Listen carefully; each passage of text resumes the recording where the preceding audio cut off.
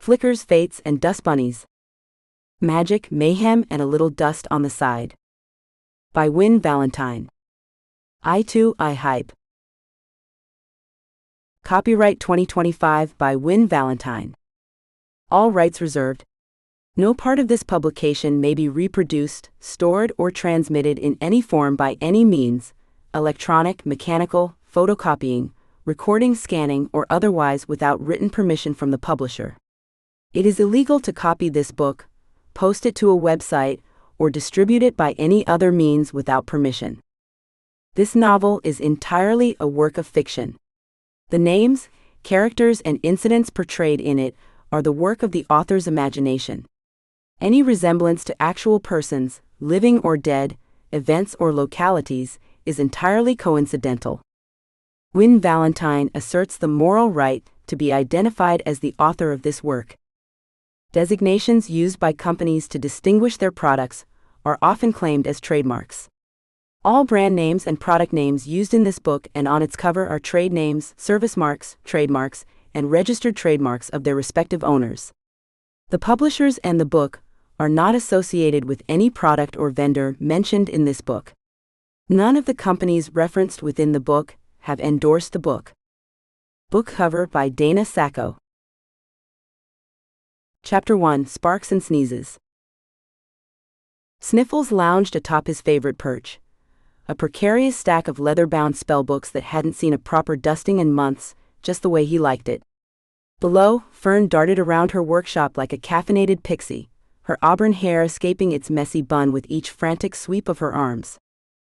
"The vervain goes with the moonflowers, not the nightshade," she muttered, juggling 3 glass jars while simultaneously trying to straighten a crooked shelf with her elbow. Or was it the other way around?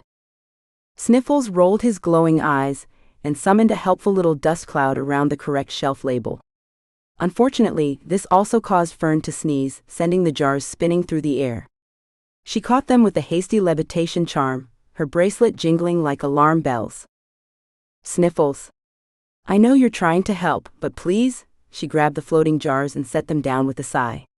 "This workshop needs to look at least somewhat professional when the council's representative arrives." He swirled his dusty form in what he hoped conveyed maximum skepticism.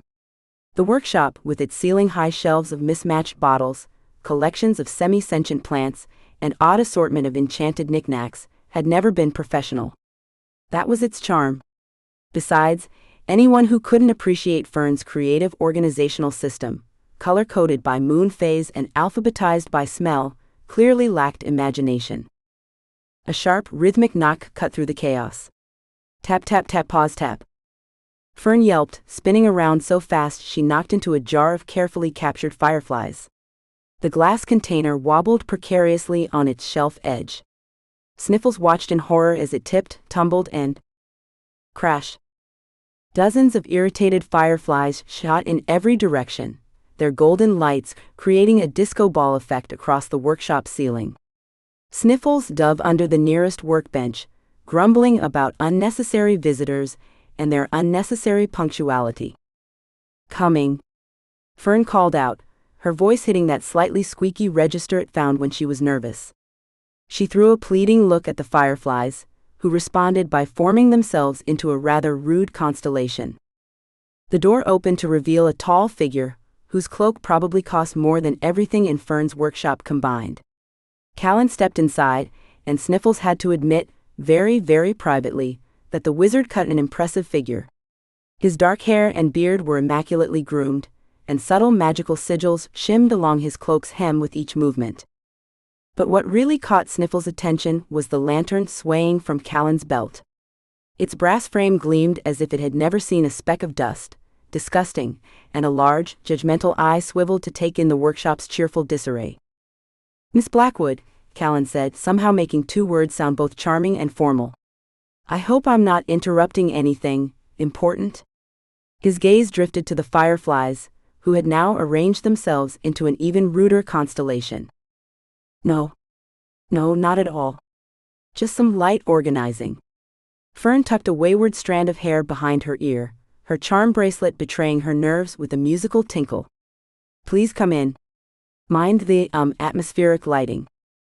The lantern suddenly detached itself from Callan's belt, floating upward with all the subtlety of a peacock at a chicken convention. Its beam swept across a pile of dried herbs and crystallized moonbeams that Fern had been in the middle of sorting. "I see you've embraced the chaos magic philosophy quite literally," the lantern, Blinky, said in a voice that managed to be both silky and condescending.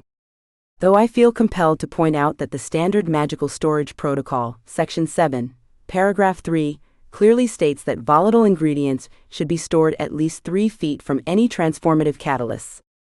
Those moonbeams, for instance, are perfectly happy next to the dried herbs," Sniffles muttered from his hiding spot, gathering his dust particles for a strategic strike. "Could cause a cascading reaction if improperly stored," Blinky continued, his light brightening importantly. "Not to mention the clear violation of Section 12, regarding the containment of luminous entities." He swiveled toward the fireflies, who responded by diving at his eye. "The veil situation," Callan cut in smoothly, though Sniffles noticed him hiding a smile behind his hand. "Perhaps we should discuss." "Oh yes." Blinky's beam swung back around.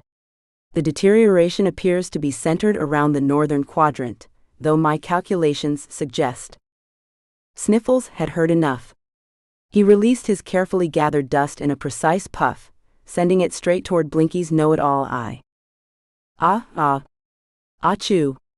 The lantern's sneeze sent him spinning in midair, his beam of light pinwheeling across the workshop like a magical strobe light. The fireflies scattered in all directions, clearly offended by the amateur light show.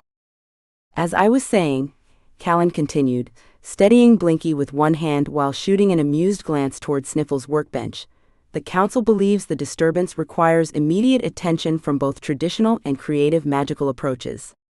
Which is why the precise application of established formulae," Blinky interrupted, his eye slightly watery, "combined with careful adherence to proven methodologies."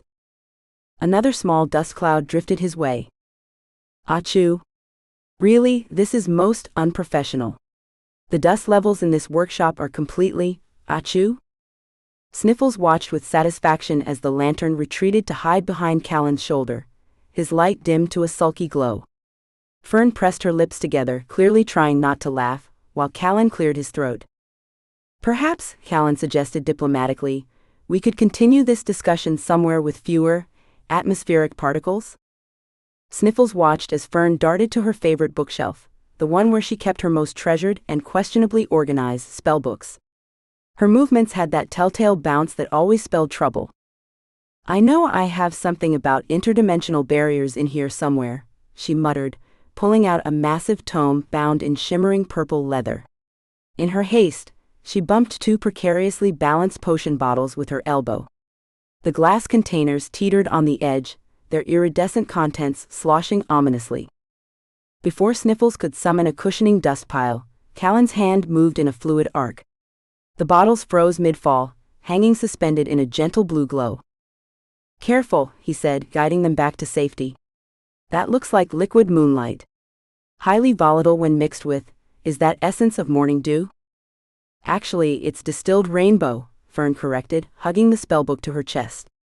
"Much more stable, though it does tend to make everything taste like Tuesdays for a few hours if spilled." Blinky chose that moment to unleash what Sniffles privately called his judgment beam, an intense white light that cut through the workshop's cozy dimness like a spotlight of shame.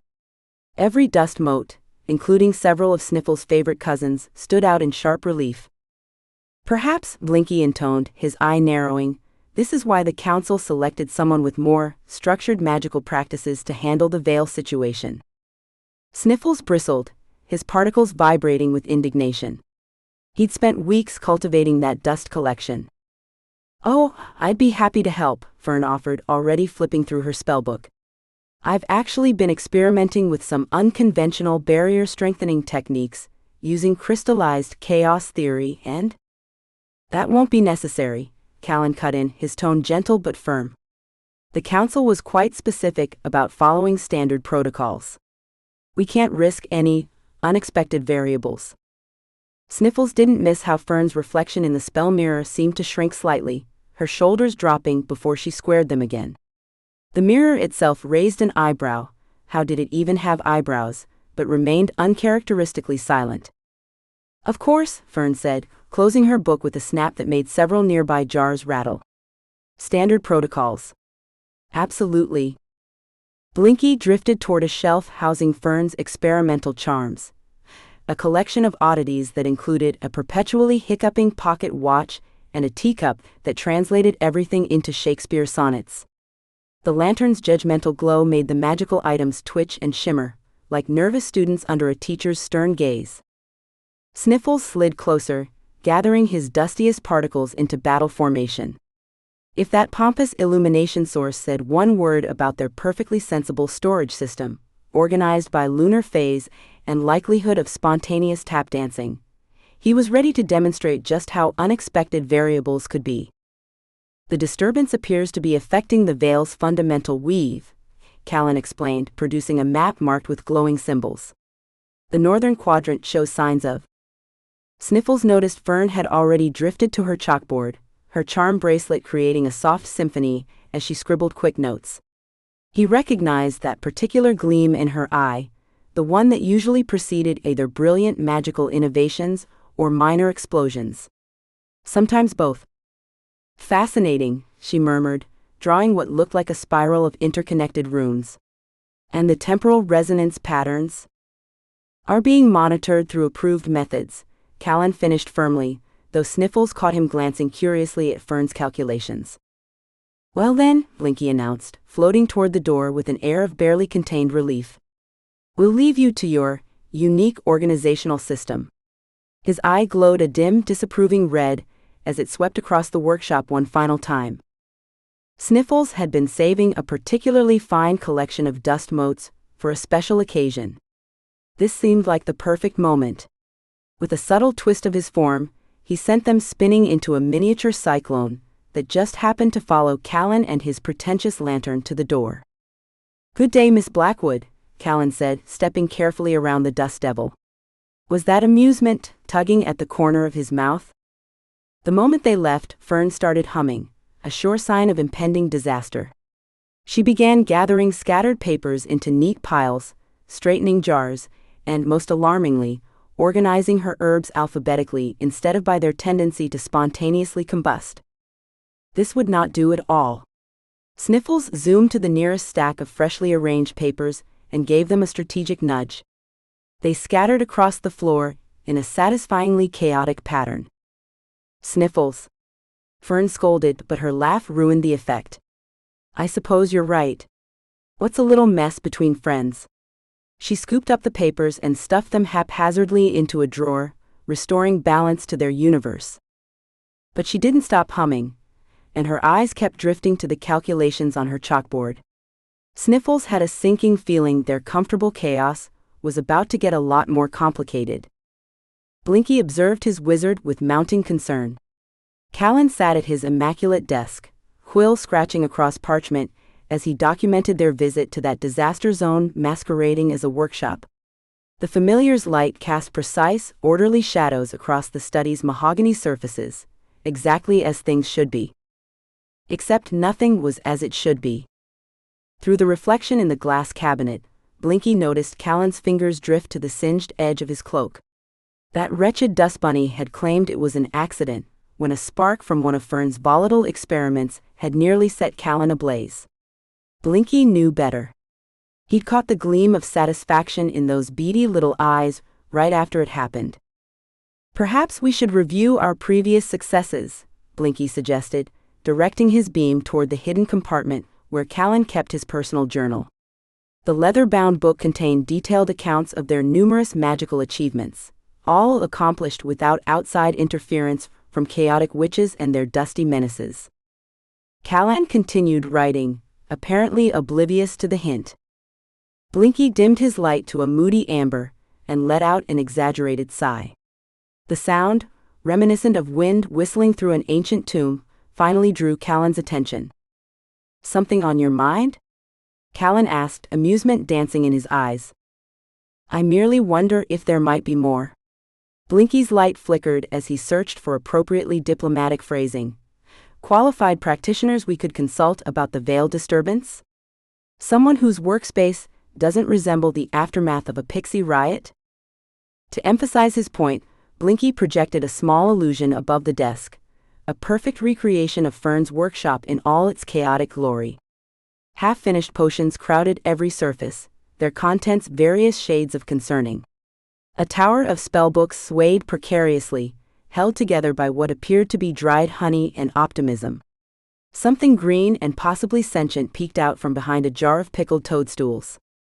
Her organizational system is an affront to proper magical practice, Blinky declared, his light pulsing with righteous indignation.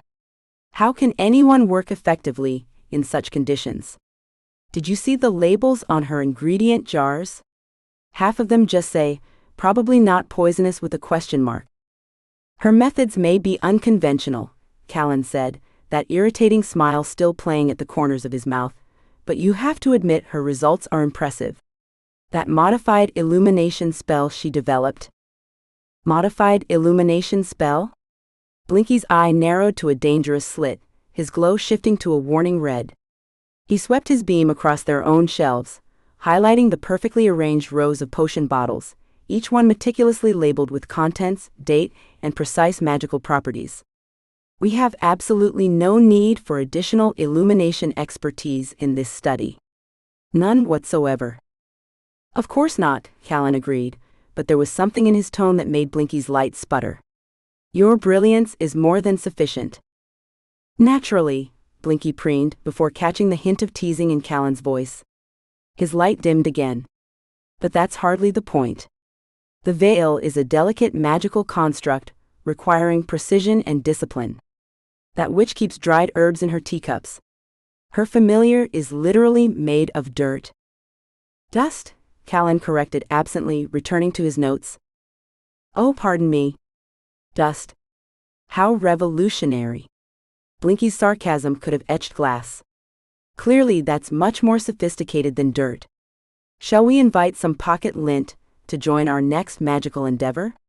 Perhaps a ball of drier fluff could offer insights into the fundamental forces of arcane energy? Callan set down his quill and turned to face his familiar fully.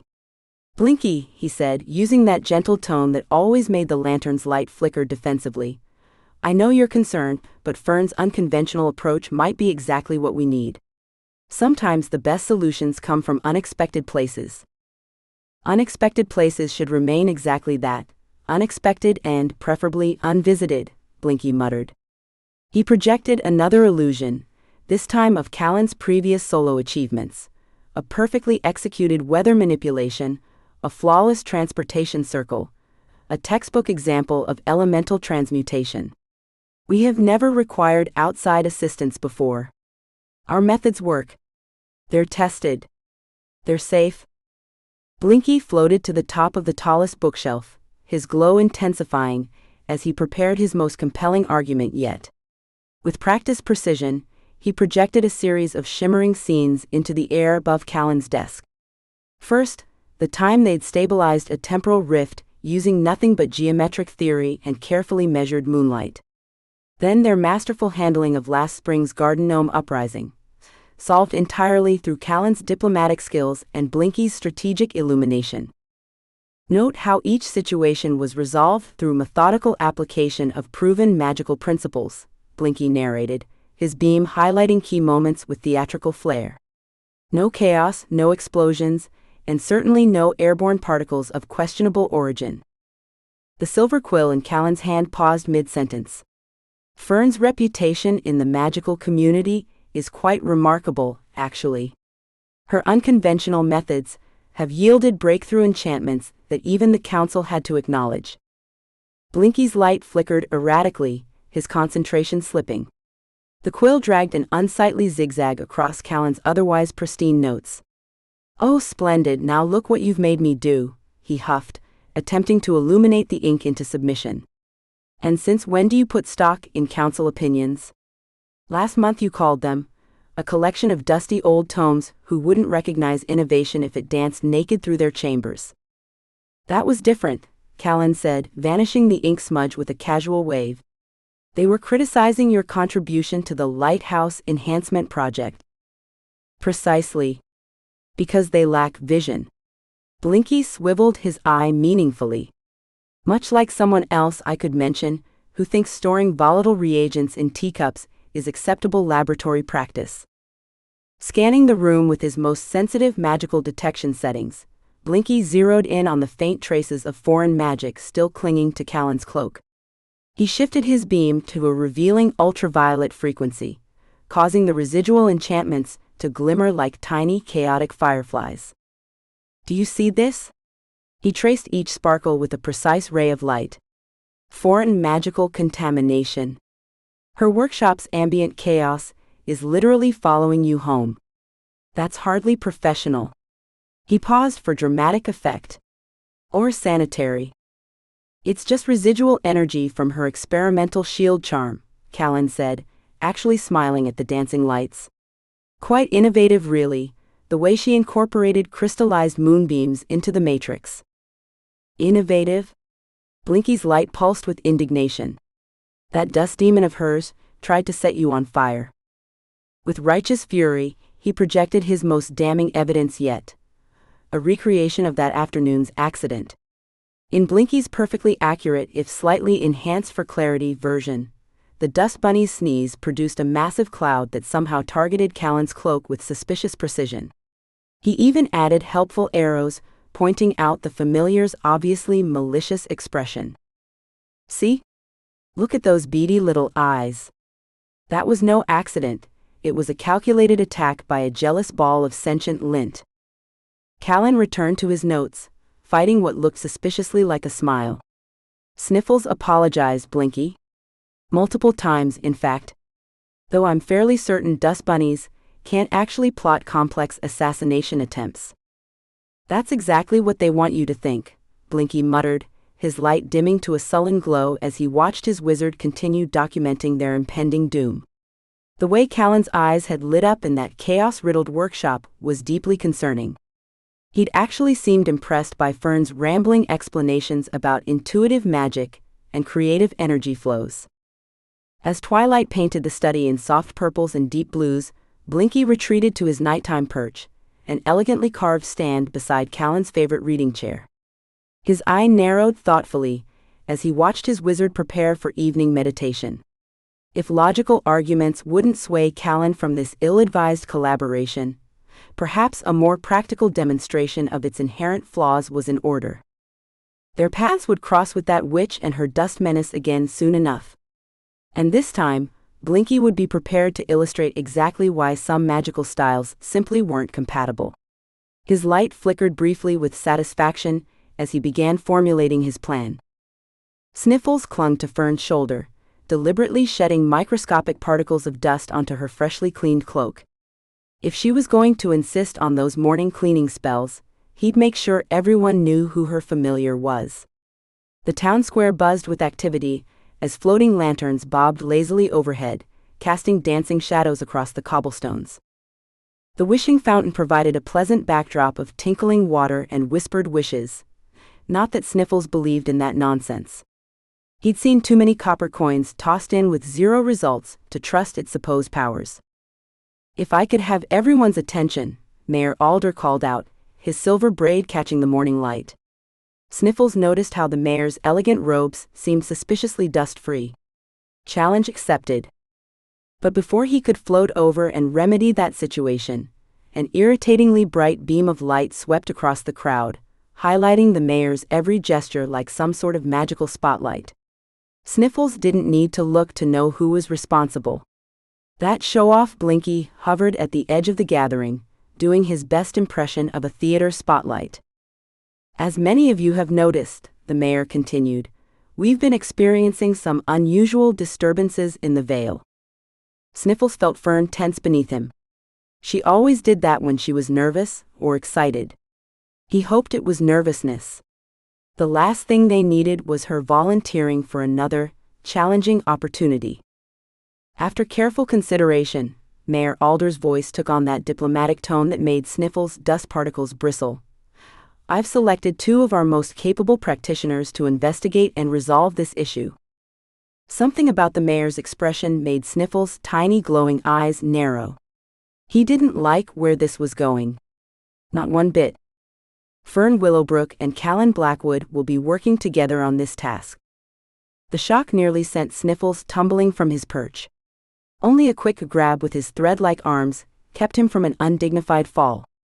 Across the square, Blinky's beam flashed an alarming shade of red, like a magical traffic signal having a meltdown, before quickly shifting back to his usual self-important amber. Fern stepped forward, her charm bracelet betraying her nerves with its erratic jingling. Sniffles pressed closer to her neck in what he told himself was a protective gesture, not at all because he needed the reassurance. Callan approached from the other direction, maintaining what Sniffles considered an appropriate distance, though he would have preferred several more feet, or perhaps a small mountain range. The veil requires immediate attention, Mayor Alder explained, unfurling a map that sparkled with magical markers. These points indicate where the barrier has grown dangerously thin. Sniffles sprang into action, using his finest dust manipulation skills to create tiny arrows pointing away from Callan. Perhaps toward that nice witch who lived on the edge of town. Or the wizard who specialized in magical barriers. Or literally anyone else. If you'll notice, Blinky's prissy voice cut through the murmuring crowd as he floated closer, his beam highlighting specific spots on the map.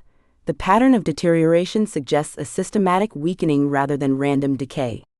Obviously, this will require a methodical approach. "Oh look," Sniffles muttered, just loud enough for the nearby pigeons to hear, "the glorified candlestick has opinions." Because clearly, being able to light up makes him an expert on ancient magical barriers. The situation, Mayor Alder continued, either oblivious to or diplomatically ignoring the familiar friction, requires both structured spellwork and creative problem-solving. Which is why? "We'll need to establish a rigid schedule," Blinky interrupted, his light beam somehow managing to look smug. "Perhaps start with a comprehensive review of historical veil maintenance procedures." Sniffles took this as his cue to create a small dust devil that just happened to scatter the mayor's carefully arranged papers. "Oops," he whispered, not sorry at all. "Must be this morning breeze." Fern's hand reached up to gently scratch behind where his ears would be, if he had any. "Behave," she whispered, but he could hear the smile in her voice.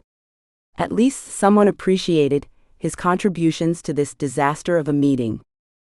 "As I was saying," Mayor Alder gathered his papers with practiced patience, "you'll begin tomorrow at dawn. The town is counting on you both." His eyes twinkled with what Sniffles suspected was barely suppressed amusement. "And of course, your familiars will be essential to this task." Sniffles felt his dusty form puff up with pride before the full implications hit him. Working with Blinky? Essential? He'd rather take a bath in one of Fern's cleaning potions. The crowd began to disperse, but not before Blinky managed one final, unnecessarily bright sweep of his beam across the square. "Show off." Sniffles retaliated by releasing a small cloud of his finest dust particles, which drifted innocently toward the lantern's gleaming surface. "Looking forward to our collaboration," Callan said formally to Fern, while Blinky tried desperately to maintain his dignified glow through a layer of premium dust. "Oh? Yes, absolutely," Fern replied, her charm bracelet practically playing a symphony of nervous energy. "Should be, enlightening?" Sniffles groaned internally at the unintentional pun. This was going to be worse than he thought. Sniffles couldn't help himself. The pompous way Callan kept droning on about methodical approaches and systematic analysis made his dust particles itch. So when the wizard suggested they catalog every historical instance of veil disturbance since the town's founding, Sniffles let out an exaggerated yawn that somehow managed to sound exactly like boring. The crowd went silent. Even the pigeons stopped their incessant cooing. Callan turned, peering down at Sniffles with the kind of focused attention usually reserved for rare magical artifacts. His dark eyebrows drew together as he studied the dust bunny's distinctly un-rabbit-like form.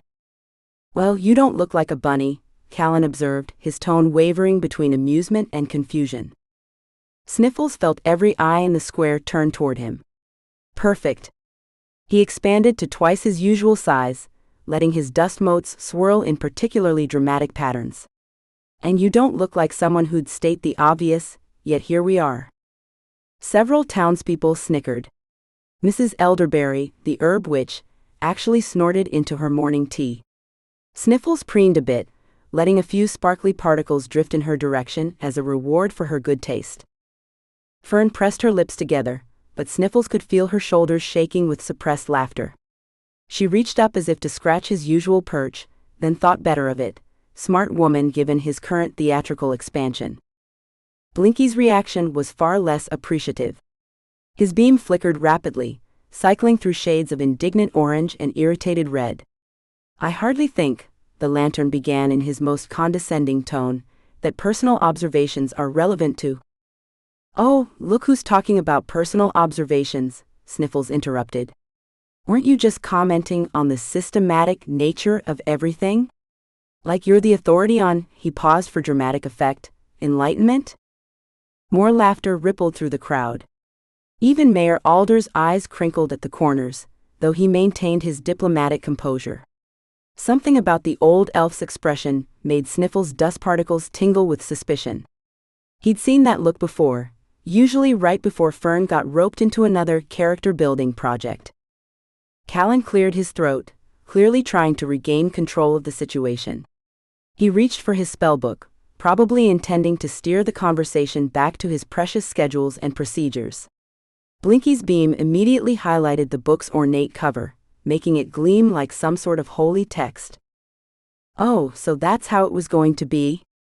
Sniffles narrowed his glowing eyes and summoned a delicate swirl of his finest dust. The particles danced through the air, looking for all the world like innocent morning mist, until they settled with precise accuracy all over Blinky's pristine glass surface. The lantern's light spluttered in outrage. How dare, he began, but his protest came out slightly muffled through the layer of premium dust. Sorry, Sniffles drawled, not sorry at all. Must be all this morning dew in the air. Very humid today, isn't it? Fern's charm bracelet jingled as she raised her hand, probably to cast a cleaning charm. Sniffles quickly created a small dust devil that just happened to rustle the pages of Callan's spellbook, drawing her attention away. She dropped her hand, distracted by the need to help gather the scattered papers. As the crowd began to disperse, still chuckling over the exchange, Sniffles caught Mayor Alder watching him and Blinky. The elf's expression was far too knowing for comfort. Sniffles felt himself shrink slightly, his swirling form becoming more compact. That look suggested their plans for sabotage might not be as subtle as he'd hoped. But then again, what could the mayor do about it? It wasn't like he could stop a dust bunny from being, well, dusty. Or prevent a lantern from being occasionally too bright. If certain magical partnerships happened to dissolve due to environmental factors, well, that was hardly their fault, was it? Still, as Fern and Callan arranged to meet the next morning, far too early in Sniffles' opinion, he couldn't shake the feeling that Mayor Alder had anticipated every single dust storm and blinding flash that was to come. The old elf's eyes practically twinkled with mischief as he rolled up his maps and headed toward Town Hall. Sniffles pressed closer to Fern's neck, leaving a perfect dust bunny-shaped print on her collar. Let Blinky try to illuminate his way out of this one. The war of passive aggression was officially on, and Sniffles had an entire town's worth of dust at his disposal. Chapter 2, Dusty and Dim. Sniffles nestled deeper into his favorite perch, a particularly plush layer of dust coating the highest shelf in Fern's workshop. From this vantage point, he had the perfect view of the chaos waiting to unfold below. His tiny eyes narrowed as Blinky bobbed pretentiously above the workbench, casting what he probably thought was helpful light over the scattered ingredients. The moonflower petals must be measured precisely, Blinky announced, his beam intensifying. 3 7/16, no more no less. Fern's charm bracelet jingled merrily as she reached for the delicate silver petals. Sniffles watched Callan watching her, noting how the wizard's gaze lingered on her face when she wasn't looking. The way his expression softened when she bit her lip in concentration made Sniffles' particles swirl with irritation. He'd seen that dopey look before, on the face of every wannabe suitor who thought they could handle Fern's particular brand of creative chaos. I usually eyeball it, Fern admitted, tipping a handful of petals into her palm. They respond better to intuition than exact measurements. Blinky's light flickered in what could only be described as a magical lantern having a conniption. Eyeball it. Eyeball it. Callan, surely you can't. Actually, Callan cleared his throat, there might be something to that. Moonflowers are naturally responsive to. A movement caught Sniffles' attention. The spell mirror, usually content to observe silently while preening, was making frantic gestures. When Sniffles bothered to look properly, the mirror mouthed "do something," while pointing urgently toward a vial of volatile phoenix tears perched precariously close to the bubbling cauldron. Sniffles made a show of grooming his dusty form, letting his particles realign themselves while he considered his options. The phoenix tears were definitely too close to that heat, even he knew that was asking for trouble. But if a certain dust bunny happened to create a small distraction that led to a minor mishap, well, that would certainly prove how incompatible these two were as working partners. The stirring motion should be precisely 3 turns clockwise, followed by 1 counterclockwise revolution, Blinky droned on, his beam creating detailed diagrams in the air. Notice how the light catches the. I find it works better if you let the potion tell you what it needs, Fern interrupted, her spoon moving in a pattern that made Blinky's light sputter in distress. Sniffles seized his moment. With careful concentration, he summoned a small dust devil near the workshop's open window. The miniature whirlwind caught the edge of the gauzy curtains, making them dance and flutter. As expected, Fern's attention immediately shifted to the movement. She'd always been delightfully distractible. Oh, look at how the breeze affects the potion's surface tension. She reached for the dragon scales, her focus split between the curtain's movement and her task. Blinky, ever the perfectionist, swung his beam around to highlight her impending error. The scales? You're using the wrong measure. The sudden burst of light startled Callan, who had been, unsurprisingly, staring at Fern again. He jerked backward, bumping into her just as she lifted the container of powdered dragon scales. The silvery powder erupted into the air, catching the light from Blinky's beam and creating a shower of tiny sparks. Oh! Fern stumbled, her charm bracelet jingling frantically as she tried to steady herself. Callan caught her elbow, preventing her from falling but causing even more scales to scatter across the workbench. Each granule ignited as it landed, creating a miniature lightning storm of silver sparks. Now look what you've done. Blinky's beam turned a furious shade of red.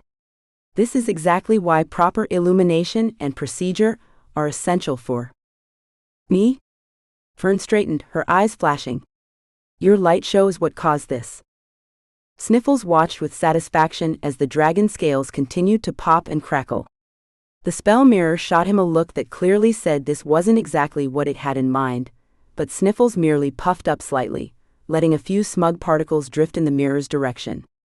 Sometimes chaos was its own reward. Perhaps, Callan said, still holding Fern's elbow and looking rather flustered, we should take a moment to. To what? Blinky swung around to face his owner.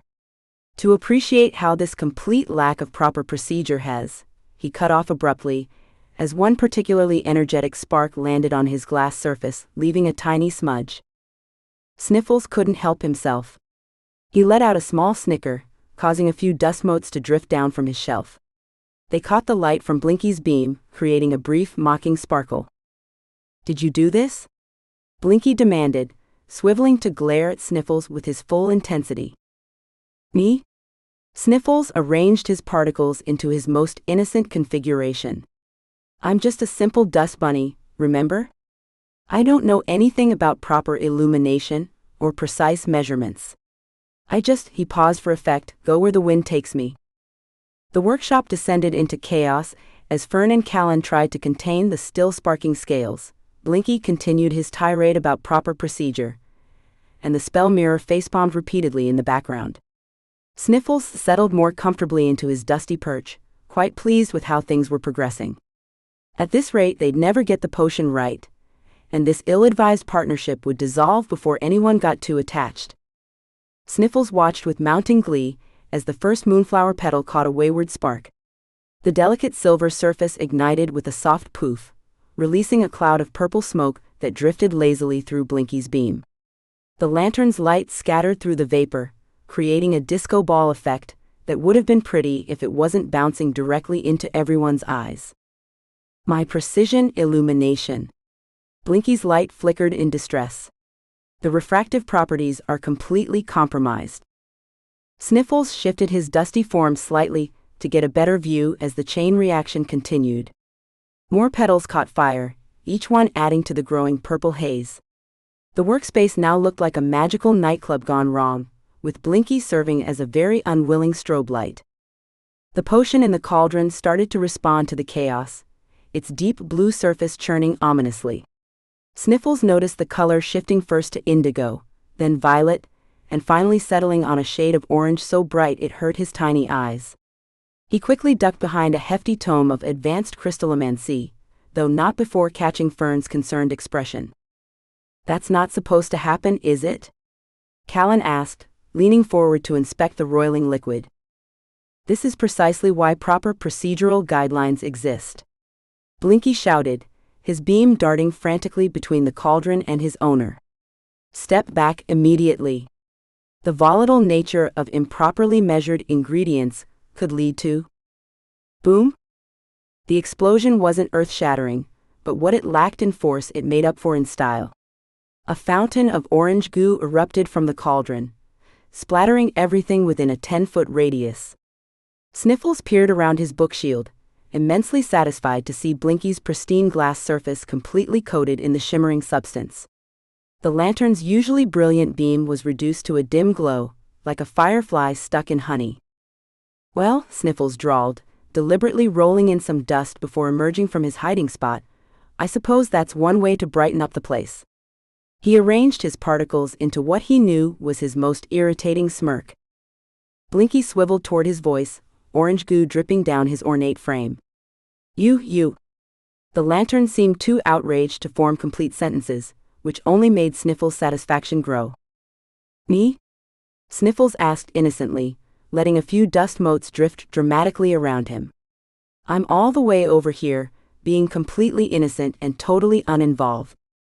Meanwhile, Callan had pulled out his wand and was attempting to clean up the mess.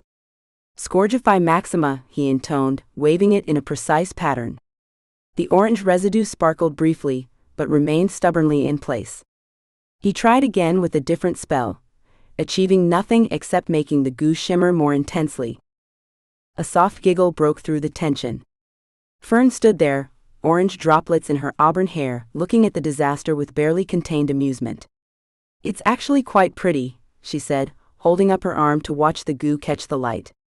"Like liquid sunset." Sniffles felt his particles compress with concern as he noticed Callan's expression. The wizard was looking at Fern with that soft, warm smile again, the kind that usually preceded romantic complications. Even worse, Fern was smiling back, her cheeks slightly pink beneath the orange splatter. "Nevertheless," Blinky cut in, finally managing to clear enough goo from his glass to project his full disapproving glare, "this incident clearly demonstrates the need for strict adherence to workshop safety protocols. First and foremost, all volatile ingredients should be properly contained and stored at appropriate distances from heat sources. Secondly, precise measurements are not optional suggestions, but rather crucial." Sniffles had heard enough. Concentrating briefly, he stirred up a cloud of dust particles, making them dance through the air in elegant spirals. Right on cue, everyone in the workshop began to sneeze. "Achoo!" Fern's charm bracelet jingled as she waved her hand in front of her face. Ah. Chew. Callan's sneeze was surprisingly dainty for such a dignified wizard. Even Blinky's light stuttered with each disturbance, making his attempted lecture sound like a skipping record. And furthermore, flicker, proper safety measures, flicker, essential components of flicker. From its place on the wall, the spell mirror silently applauded Sniffles' performance, though its reflective surface showed clear amusement at the whole situation. Sniffles would have felt completely triumphant, except there it was again. Between sneezes, Callan had instinctively moved closer to Fern, one hand steadying her elbow.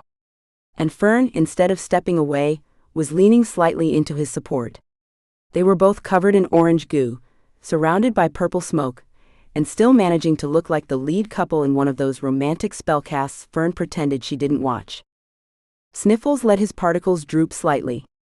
Clearly, even magical explosions weren't enough to derail whatever was developing between these two. He'd have to try harder next time. Maybe something involving that experimental growth potion Fern had brewing in the back room. Blinky hovered above Callan's oak desk, his amber glow perfectly illuminating the ancient runes spread across its polished surface. The study, as always, remained a testament to their shared appreciation for order, books arranged by subject and color, scrolls neatly rolled in their designated slots, and not a speck of dust in sight. Well, almost. A suspicious flicker of movement caught his attention through the reflection in the glass cabinet. Near the window, an innocent-looking dust mote floated just a touch too deliberately. Blinky maintained his steady glow, pretending not to notice their unwelcome visitor. That pesky dust bunny thought he was being clever, did he? This stabilizing sequence looks promising, Callan murmured, reaching for a scroll in the advanced binding section. Blinky seized his chance, dimming his light ever so slightly, just enough to cast a shadow over the correct scroll while highlighting another marked experimental theories. Oh, this one might work better, Callan said, grabbing the wrong scroll. Blinky's light brightened cheerfully, masking his internal satisfaction. Really, he was doing Callan a favor. The sooner this partnership with that scatterbrained witch failed, the better. A faint rustling sound emerged from behind the tallest bookshelf, followed by the scratch of what could only be note-taking. Blinky performed an elaborate pivot, his beam sweeping across the room in what appeared to be a casual adjustment. Perhaps we should double-check the lunar alignments, he suggested, his voice dripping with helpful enthusiasm. The light's particularly good from this angle. Good thinking, Callan nodded, beginning to transcribe the rune sequence. Blinky carefully manipulated his illumination, creating subtle shadows that transformed key symbols. The straight line in control curved just enough to read as chaos instead. His eye gleamed with barely contained satisfaction as Callan copied down the altered version. The spell mirror's surface rippled with alarm, its reflection contorting into increasingly dramatic warning expressions. Before it could intervene, Blinky created a dazzling array of light patterns that danced across its surface, effectively drowning out any attempts at communication. Something wrong with the mirror? Callan glanced up from his work. Oh, you know how temperamental magical artifacts can be, Blinky replied smoothly, his light pulsing in what he hoped was a reassuring pattern. Probably just excited about all this groundbreaking research. A small sneeze echoed from behind the bookshelf, followed by a muffled curse. Blinky pretended to adjust his angle again, secretly aiming a particularly bright beam toward the sound. Dusty in here today, isn't it? How unusual for your study, Callan. Perhaps we should open a window? No need, Callan replied absently, still focused on the runes. Though I could have sworn I heard, never mind. Blinky's light took on a smug golden hue. Let that interfering dust bunny try to spy on them now. Really, he was doing everyone a favor by ensuring this collaboration failed naturally. Callan worked best alone, well, alone with Blinky, of course. They had a perfect system, and no amount of mayoral meddling or cute witch-wizard chemistry would disrupt it. The spell mirror made one last desperate attempt to catch Callan's attention, its surface swirling with urgent patterns. Blinky quickly created a prismatic display that scattered rainbow reflections across the room. Oh my, would you look at these fascinating light phenomena? Perfect for studying how magical energy refracts through different mediums, don't you think? Callan looked up, momentarily distracted by the spectacular light show. That's actually quite interesting, Blinky. The way the colors interact with the magical field could be relevant to our research on the veil. Exactly what I was thinking, Blinky preened, while simultaneously directing a particularly intense beam toward the bookshelf where he'd last spotted movement. A tiny ow confirmed his aim had been true. Though perhaps we should focus on completing these translations first? Right, of course. Callan returned to his transcription, unknowingly copying down more subtly altered runes under Blinky's carefully manipulated illumination. Behind them, the spell mirror had resorted to silently mouthing what appeared to be very unmagical words indeed. Blinky merely brightened his display, drowning out its reflective protests with a spectacular array of magical light patterns. Really, these other magical items needed to learn their place. He was Callan's most trusted advisor after all, and he knew exactly what and who was best for his wizard. Blinky maintained his steady glow as Callan hunched over the reference text, secretly pleased with how perfectly his amber light transformed the urgent red warning marks into a harmless shade of brown. Such a simple adjustment, yet so effective. Through the reflection in the glass cabinet, he caught a glimpse of tiny eyes widening behind the bookshelf. Well. It seemed the Dust Bunny had an appreciation for finesse after all. These markings are interesting, Callan mused, tracing what should have been a bright red warning symbol. Brown ink was an unusual choice for annotation. Quite unconventional, Blinky agreed, his light remaining deliberately warm and constant. Though perhaps they were working with limited resources? He adjusted his beam ever so slightly, making the supposedly brown marks appear even more mundane. As Callan moved between different parchments, Blinky orchestrated a subtle dance of illumination. A touch more warmth here made the ancient ink appear faded, while a cooler tone there transformed crucial symbols. The wizard's brow furrowed as he compared translations that grew increasingly contradictory. That's odd, Callan muttered, holding two scrolls side by side. These passages should be identical, but... A sudden sneeze erupted from behind the bookshelf, making Blinky's light flicker in genuine surprise. Without missing a beat, he created a dazzling prismatic display, sending rainbow patterns cascading across the study walls. Fascinating energy fluctuation, he exclaimed, drawing Callan's attention away from the sound. The magical atmosphere must be particularly reactive today. Through the prismatic light show, Blinky noticed Sniffles hastily scribbling something in a tiny notebook. The Dust Bunny was taking notes on his techniques. How dare that little pile of lint try to learn his methods? Though Blinky had to admit, the speed with which Sniffles had created a distraction from his own sneeze showed an annoying amount of potential. Something's not quite right with these translations, Callan said, returning to the scrolls. Time for Blinky's pièce de résistance. He implemented his most sophisticated manipulation yet. A subtle strobe effect that made certain runes appear to drift and shift position on the page. The trick required perfect timing and precise control of his light's intensity. I could have sworn this symbol was different a moment ago. Callan rubbed his eyes. Maybe I've been at this too long. Blinky's satisfaction was interrupted by the study's changing atmosphere as golden sunset light began streaming through the windows. The shifting natural light threatened to reveal his careful manipulations. He quickly adjusted his technique, altering his glow to complement rather than compete with the sunset's warmth. A movement caught his attention. Sniffles was using the changing light conditions as cover to edge closer to the desk, that irritating little notebook still clutched in his dusty grip. Blinky could just make out detailed diagrams of light patterns, and what appeared to be a thoroughly documented list of his various illumination techniques. Callan finally sat back with a sigh, pushing away the hopelessly confused translations. I can't make sense of these. The meanings keep shifting, almost as if...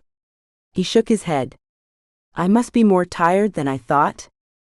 Blinky allowed himself a small, victorious flicker, quickly masked as another magical atmosphere fluctuation. However, his triumph dimmed as he watched Sniffles slip away through a crack in the baseboard, that suspiciously detailed notebook of light manipulation techniques clutched firmly in his graspy little dust appendages. The Dust Bunny had not only survived Blinky's attempts to drive him away, but had turned the entire session into a learning opportunity. Even worse, he documented everything without being caught.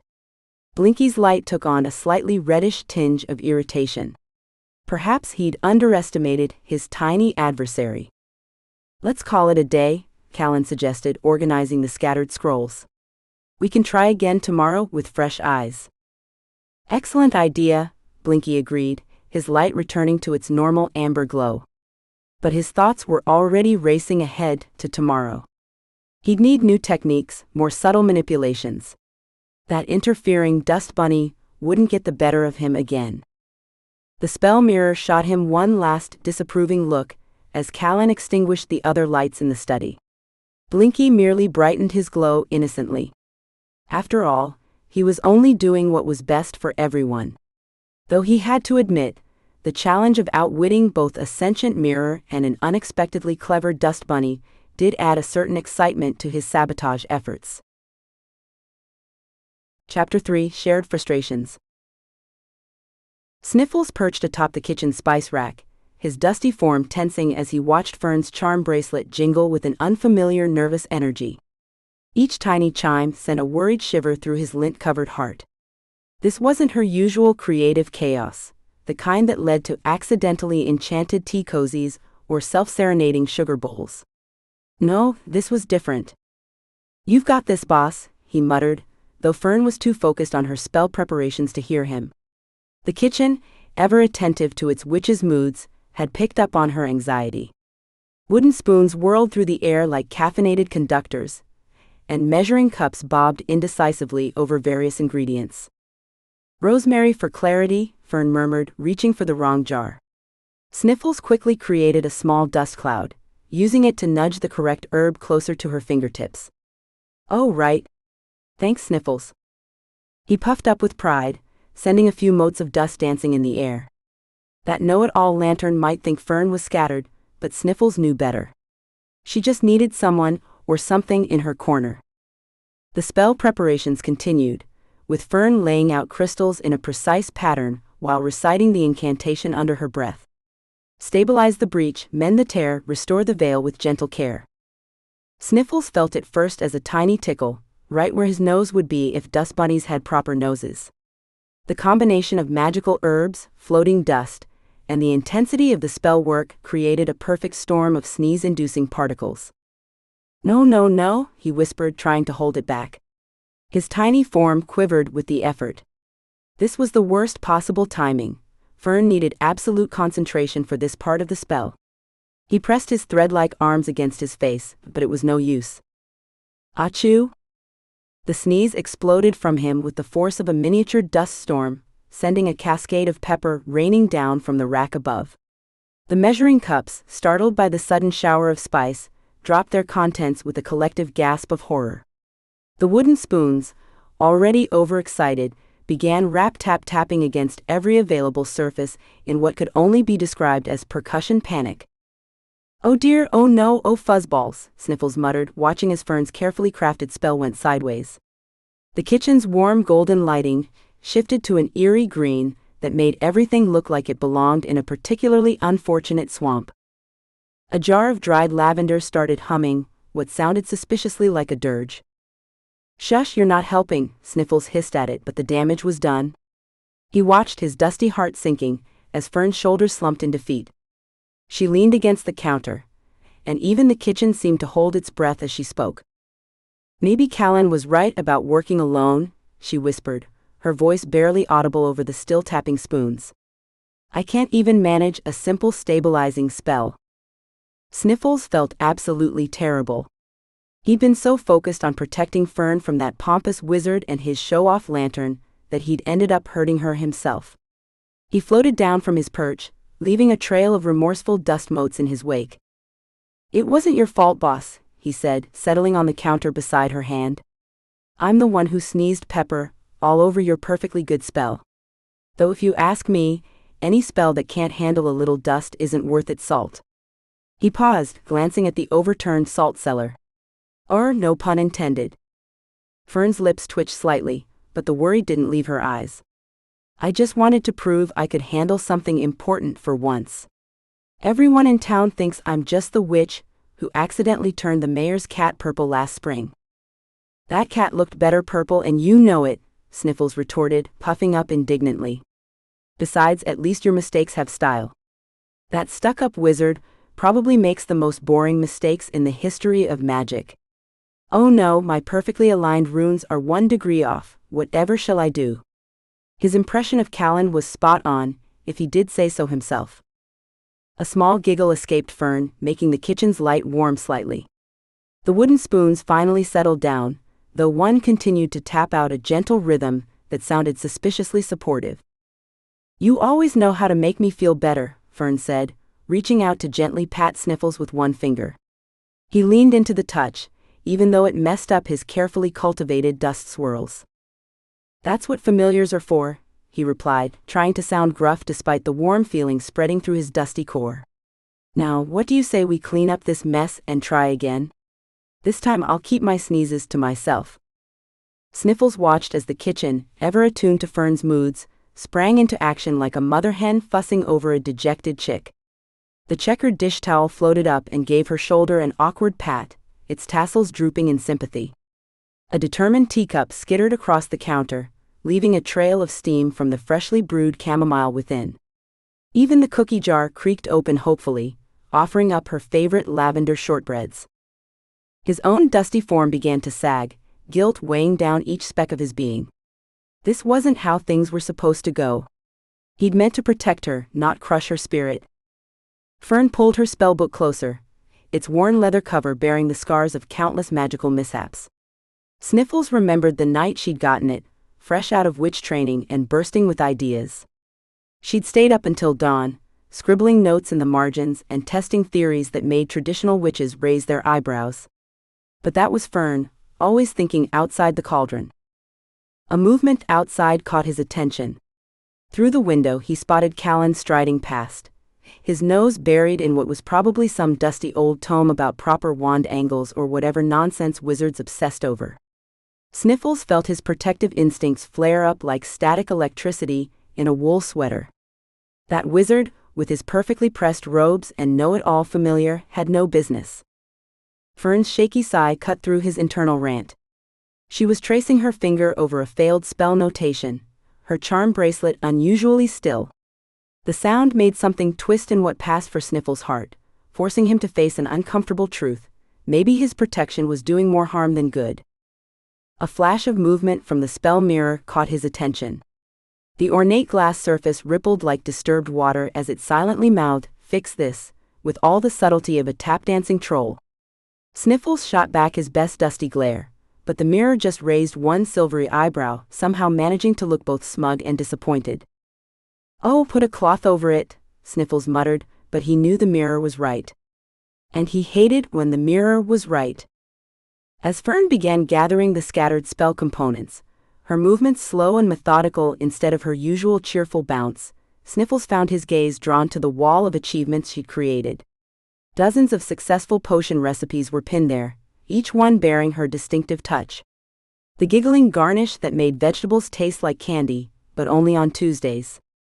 The mood-light mixture that adjusted room ambiance based on everyone's feelings, though it had a weird tendency to turn everything pink during arguments.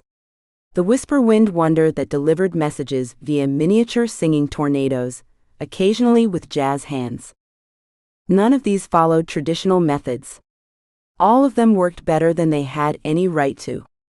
Sniffles settled onto a floating whisk, watching as Fern squared her shoulders and began setting up for another attempt.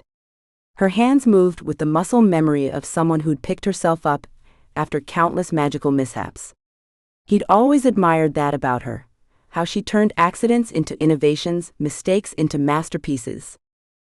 The realization hit him like a face full of feather duster. In trying to protect her from potential heartbreak, he'd been undermining the very qualities that made her extraordinary. Her creativity, her resilience, her ability to find magic in the mayhem. Sure, he still wasn't thrilled about the idea of some wizard swooping in and disrupting their comfortable routine. And that smug lantern definitely needed to be taken down a notch or 12. But watching Fern doubt herself? That was worse than finding himself on the business end of a vacuum cleaner. Maybe there was a better way to handle this. One that didn't involve making her question her abilities. After all, if anyone could figure out how to balance magic and whatever this thing with Callan was, it would be Fern. She'd probably even find a way to make it uniquely her own, just like everything else she did.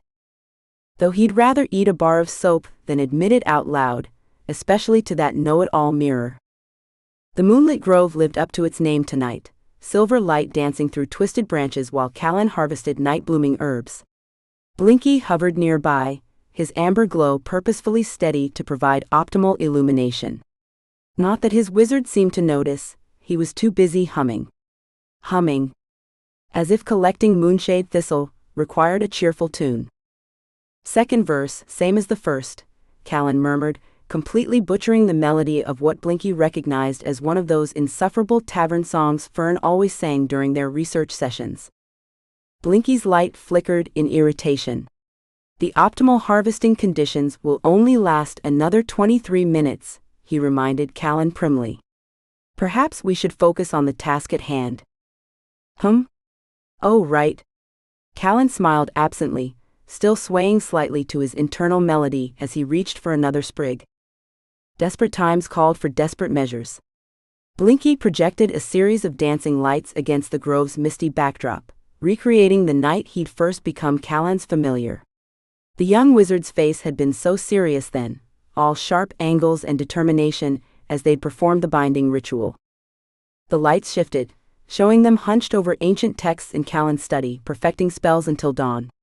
Another shift revealed their triumph over that particularly annoying boggart who'd taken up residence in the town library. Callan had provided the incantation, while Blinky had blinded the creature with precisely timed bursts of light. Remember how effectively we worked together that night? Blinky couldn't help adding, his beam highlighting the meaningful moment. Just the two of us. No additional consultants required. Callan glanced up, but his attention quickly returned to his spellbook. The same spellbook that still bore tea stains from their first successful enchantment. A memory that made Blinky's light dim nostalgically. He'd spent hours adjusting his illumination to help Callan perfect that spell, each subtle shift of brightness highlighting different aspects of the complex runic patterns. A sudden laugh shattered the quiet night air, making Blinky's glass rattle. Callan had pulled a folded note from between the pages, his eyes softening as they traced the chaotic scrawl that could only belong to one person. Fern's handwriting looked like it had been penned by a drunken pixie riding a sneezing unicorn. Oh, clever, Callan chuckled, touching the corner of the paper where a small drawing showed what appeared to be a grumpy lantern with steam coming out of its top. Blinky swung around sharply, projecting a harsh white beam at a nearby mushroom circle. Those fungi didn't need illuminating, but incinerating them slightly made him feel better. Time was when he'd been the only one who could make Callan smile during intense study sessions. A well-timed light show here, a dramatic shadow puppet there. He'd perfected the art of breaking tension without breaking concentration. His light flickered erratically as he realized how rare those moments had become lately. Now it was all Fern suggested this, and Fern thinks that. As if centuries of magical tradition needed creative interpretation. Something caught his attention, a telltale sparkle clinging to Callan's cloak. Blinky's eye narrowed to a suspicious slit. A dust mote. One of Sniffles' calling cards, no doubt deliberately planted to mark territory. That walking dust ball was becoming as bad as his witch, leaving chaos in his wake even when he wasn't physically present. There's foreign matter on your cloak, Blinky announced stiffly. It's highly unprofessional. What if it interferes with the herb properties? Oh, just a bit of dust. Callan brushed at it absently, still smiling at whatever ridiculous thing Fern had written. Actually, that reminds me, Fern had this fascinating theory about using dust particles as a magical conductor.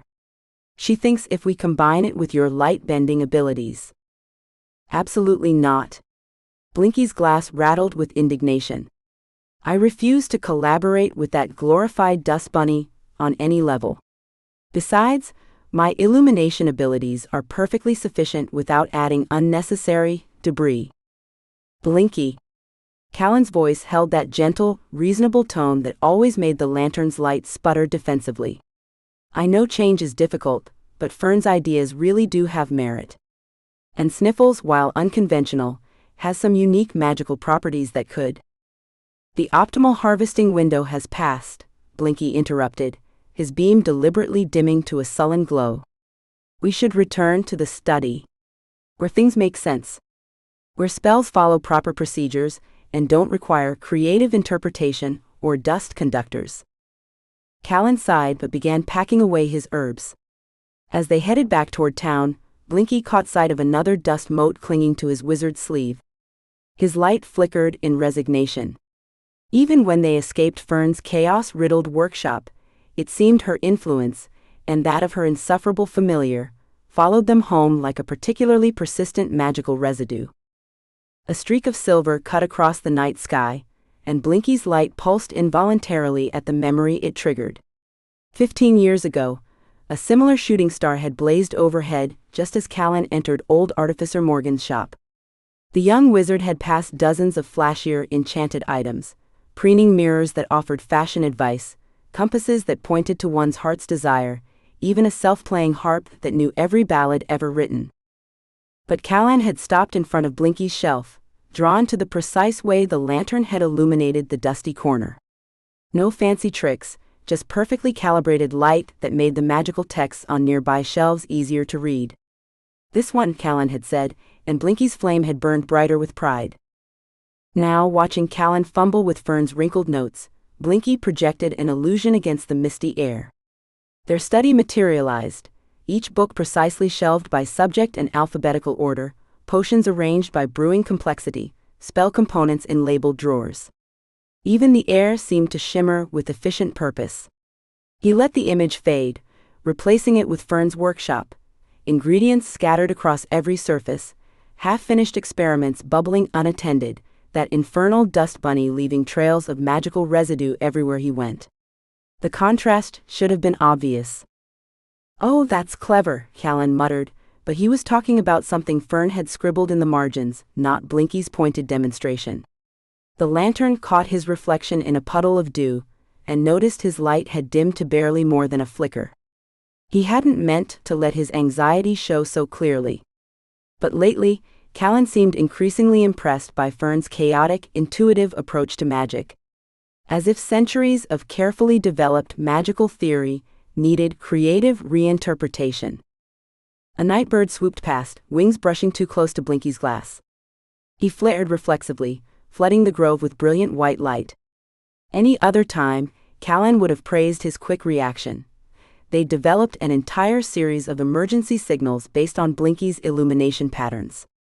But tonight, his wizard didn't even glance up, too absorbed in deciphering Fern's chicken-scratch handwriting. "She's suggesting we examine the veil disturbance through multiple magical frequencies simultaneously," Callan said, excitement creeping into his voice. "It's unorthodox, but if we combine your light-bending abilities with Sniffles' talent for dispersing magical energy." Blinky's glow took on a distinct reddish tinge. He shifted position, settling onto a gnarled branch at precisely the right angle to cast his reading light, a technique perfected through years of late-night study sessions. The warm amber beam highlighted important passages while reducing eye strain, something he'd learned Callan particularly appreciated during complex theoretical work. But Callan, still muttering about innovative approaches, absently conjured a simple light spell. The magical globe hovered over the notes, harsh and unmodulated, nothing like Blinky's carefully calibrated illumination. The lantern's flame guttered like a candle in a draft. "We should head back," Callan said finally, tucking the notes away. "Fern wants to try some experiments early tomorrow." Blinky caught his reflection again in the dewy grass. His frame had slumped, his light wavering uncertainly. Unacceptable. He straightened, his beam intensifying to a confident glow. That troublemaking dust bunny thought he could drive a wedge between Blinky and his wizard? Well, Sniffles was about to learn why precision and control would always triumph over chaos. "Of course," Blinky said smoothly, floating ahead to light their path. "We wouldn't want to be late for another display of completely unstructured magical theory." The sarcasm sailed right past Callan, who was humming that tavern song again. Blinky's light flickered in a pattern that, if translated from ancient runic, would have made a sailor blush. Let Sniffles escalate their little sabotage war. Blinky had 15 years of magical experience, and an entire catalog of light-based enchantments at his disposal. That dust bunny wouldn't know what hit him. Chapter 4: Dust Storms and Glowstorms. Sniffles perched on the worn oak shelf, his dusty form blending perfectly with the library's natural ambiance. Below, Fern and Callan huddled over a stack of ancient texts, their heads so close together it made his fur bristle with anxiety. That pretentious lantern kept sweeping his beam across the shelves, highlighting every speck of dust in what was clearly a targeted attack. "Oh look," Blinky drawled, his light lingering on a particularly dense collection of dust motes. "More of your relatives, I presume?" Sniffles refused to dignify that with a response, though he did allow a small sneeze to scatter some dust directly onto Blinky's pristine glass surface. The lantern's eye narrowed in irritation. A faint purple glow caught Sniffles' attention. 3 shelves up, partially hidden behind a row of mundane cleaning spell manuals, hardly ever touched, much to his satisfaction, an ancient tome pulsed with an otherworldly light. He inched closer, curiosity overwhelming his desire to keep watching Fern. Flash. Blinky's beam hit him full force, temporarily blinding him. "Oops," Blinky said, his tone dripping with false concern. "Did I interrupt your skulking?" Sniffles stumbled backward, sneezing violently. The force sent a cascade of meticulously organized index cards, shooting into the air like confetti. They fluttered down around Fern and Callan, who remained absurdly focused on their research. "These records show similar disturbances every 100 years, Callan murmured, his finger tracing a line of text. Fern leaned closer, her auburn hair brushing Callan's shoulder. "But the pattern's different this time, see?" That was quite enough of that. Sniffles summoned his power, creating tiny dust devils that swirled around Blinky's glass panels, leaving satisfying smudges in their wake. "You little menace!" Blinky's voice crackled with indignation. His light flickered erratically as he tried to maintain his dignity. "Do you have any idea how long it takes to achieve this level of clarity?" The mysterious tome's pulsing intensified, matching a subtle vibration Sniffles could feel in his dust particles, the same resonance as the veil disturbance. He tried to focus on it, but Blinky was now projecting his beam at maximum intensity toward a shelf of highly sensitive magical texts. Their protective wards shimmered in warning, golden symbols dancing across their spines. "Careful with those," Sniffles hissed. "Even you can't be stupid enough to." Blinky responded by creating a light show worthy of a theatrical production, complete with strobing effects that made the wards pulse dangerously. Sniffles glanced desperately at their oblivious owners, still deep in scholarly discussion. "Fine. If that's how the oversized nightlight wanted to play it." Sniffles launched himself onto a rolling ladder, his small size belying the force he could generate when properly motivated. The ladder shot across the shelf with a satisfying whoosh, and for one glorious moment, he felt like a proper magical familiar instead of a mere dust bunny. Then he saw the tower of enchanted encyclopedias. "Oh no," he squeaked, just as the ladder slammed into the precarious stack. The massive volumes teetered dramatically before surrendering to gravity's inevitable pull. They toppled in perfect sequence, their pages flying open to release swirls of contained magic. Blinky's triumphant illumination of the disaster lasted exactly 3 seconds before a rogue copy of Encyclopedia Magica Volume 12, Levitation to Luminescence, caught him squarely in his smug face.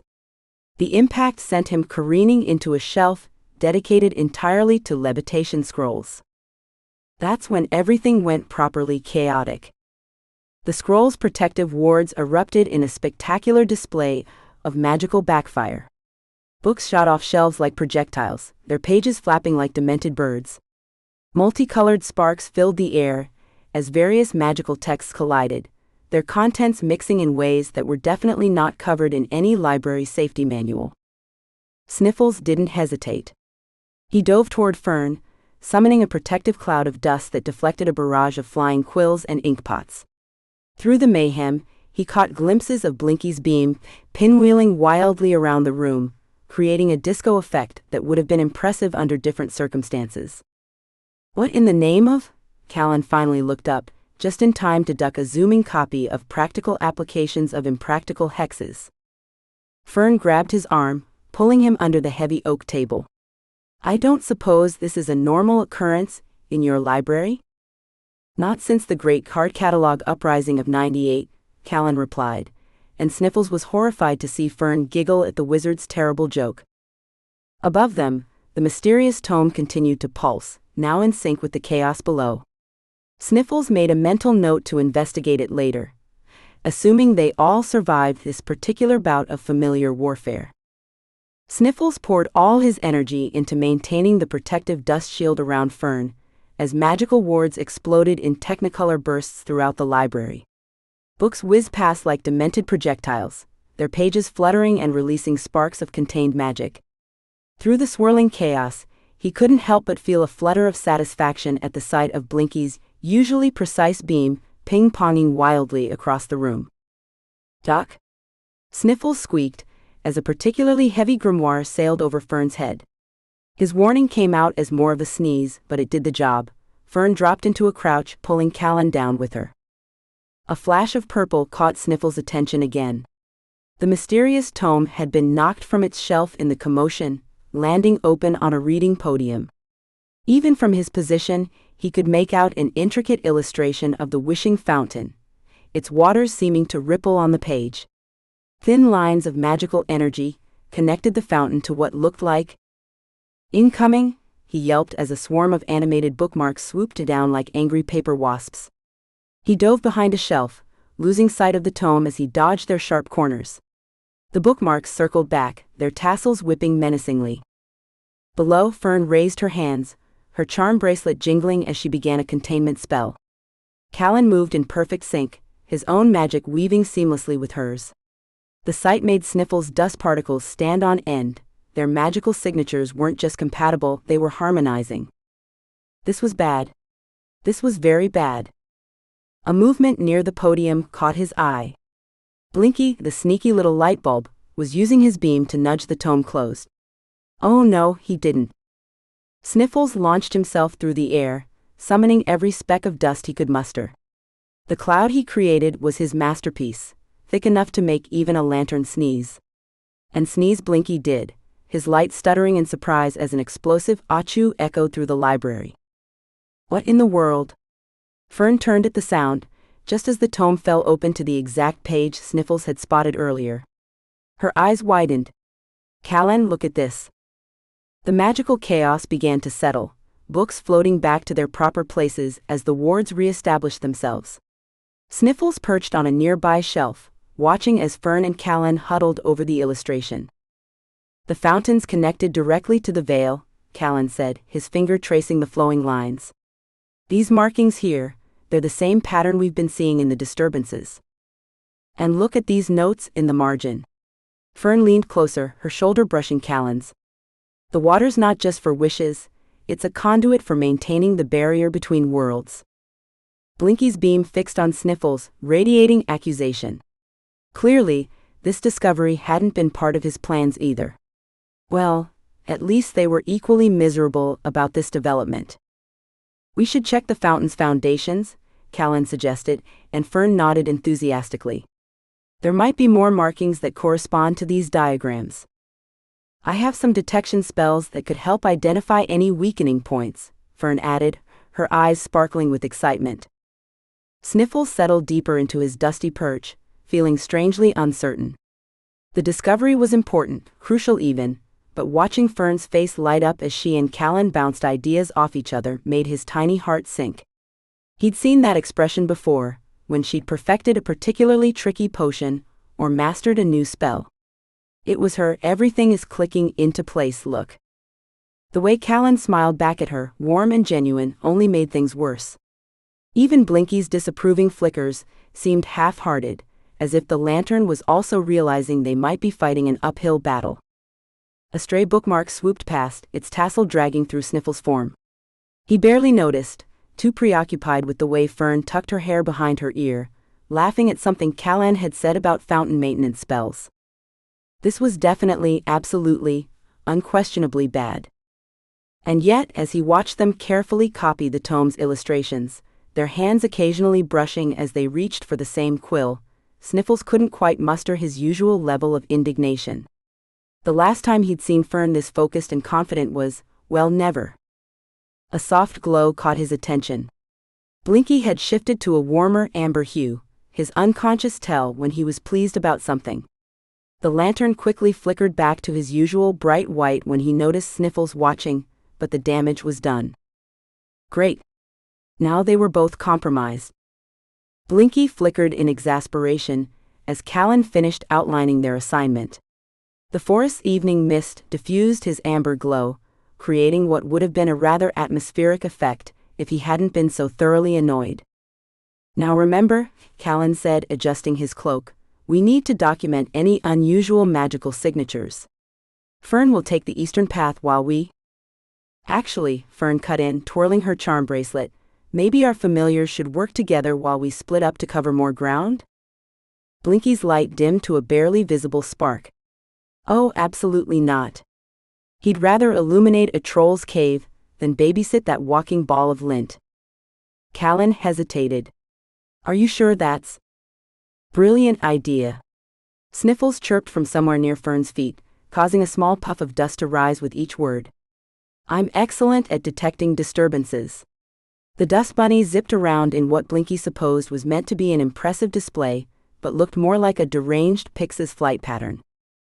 Very well, Blinky intoned, his voice dripping with manufactured politeness. Shall we establish some basic protocols for our investigation?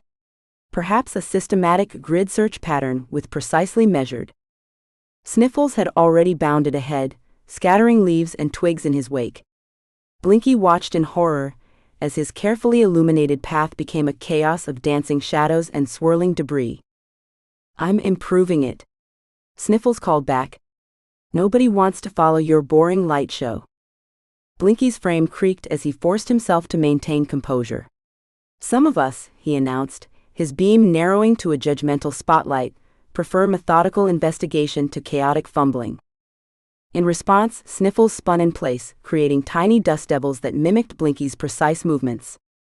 Oh, look at me, the dust bunny squeaked in a mockingly pompous voice. I'm a fancy magical lantern. Everything must be perfectly aligned with the celestial spheres. Before Blinky could deliver a scathing retort, he detected a faint magical signature emanating from the nearby pond. Its crystal-clear surface reflected his light in fascinating patterns that could provide valuable data about the disturbance, if someone hadn't chosen that exact moment to bound through the area like a hyperactive spring hare. Would you kindly? Blinky started, but Sniffles was already creating ripples across the water's surface with his excessive movements. The magical readings scattered like startled fireflies.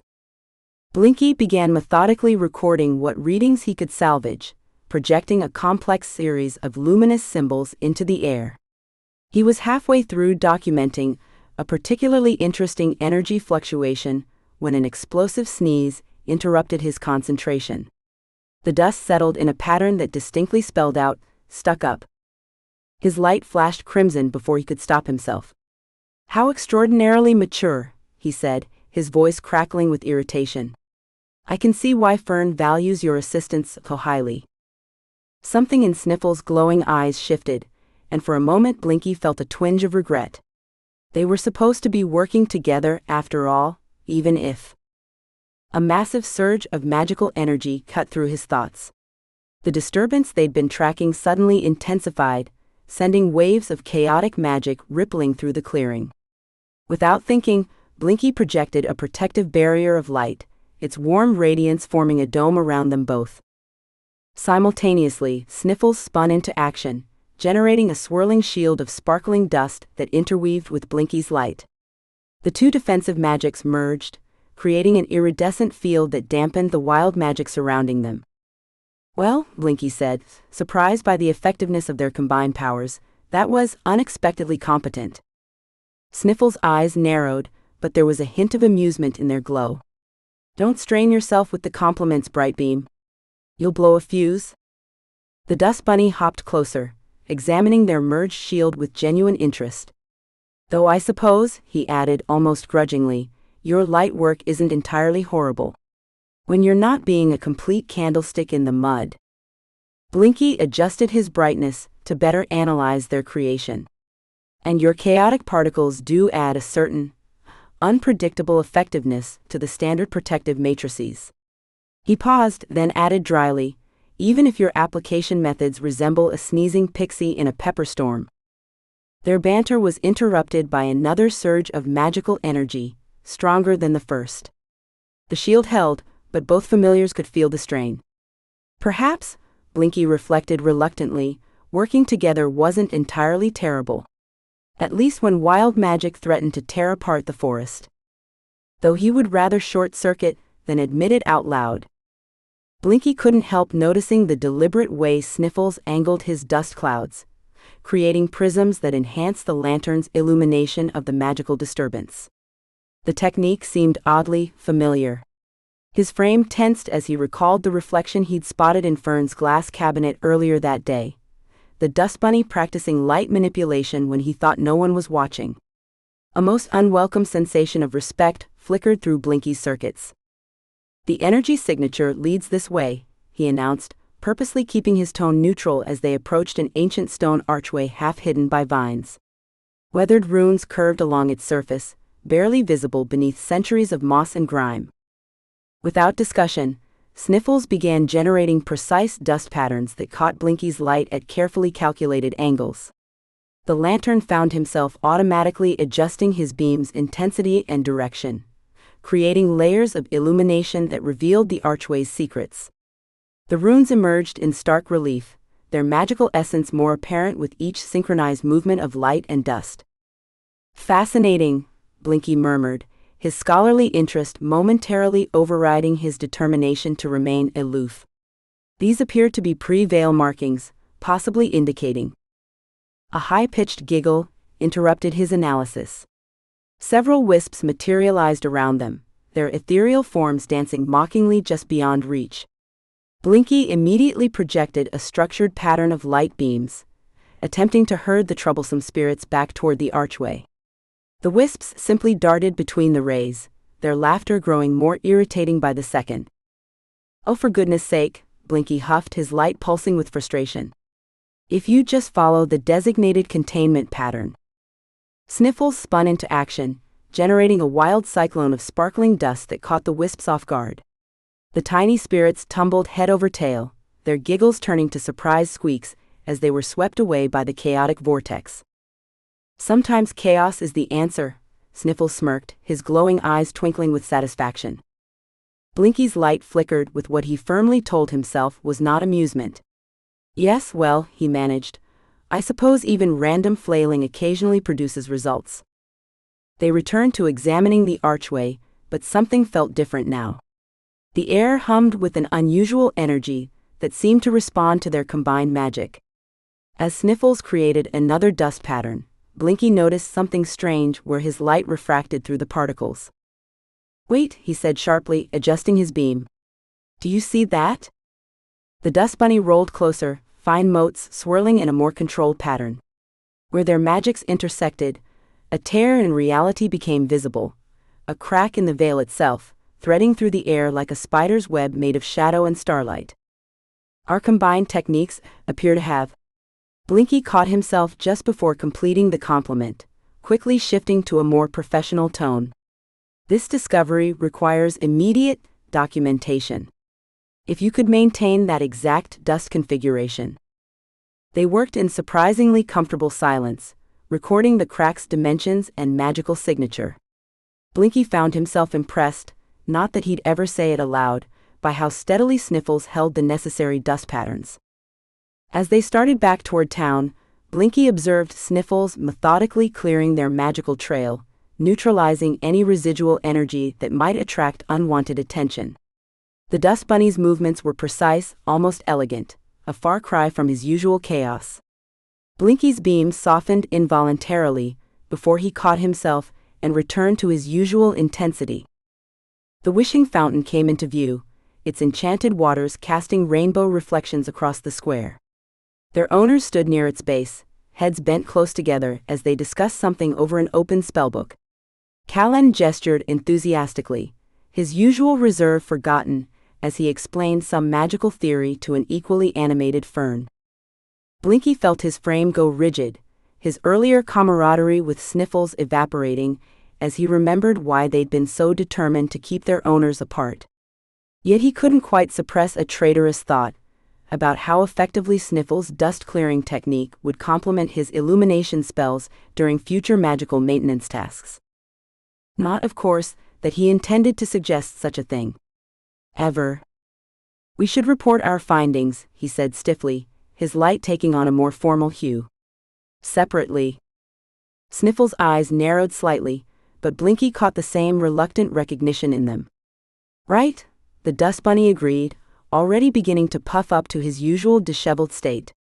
"Wouldn't want anyone thinking we actually worked well together." "Perish the thought," Blinky replied dryly, though his beam didn't quite achieve its usual level of disdain. Chapter 5: Mischief Unleashed.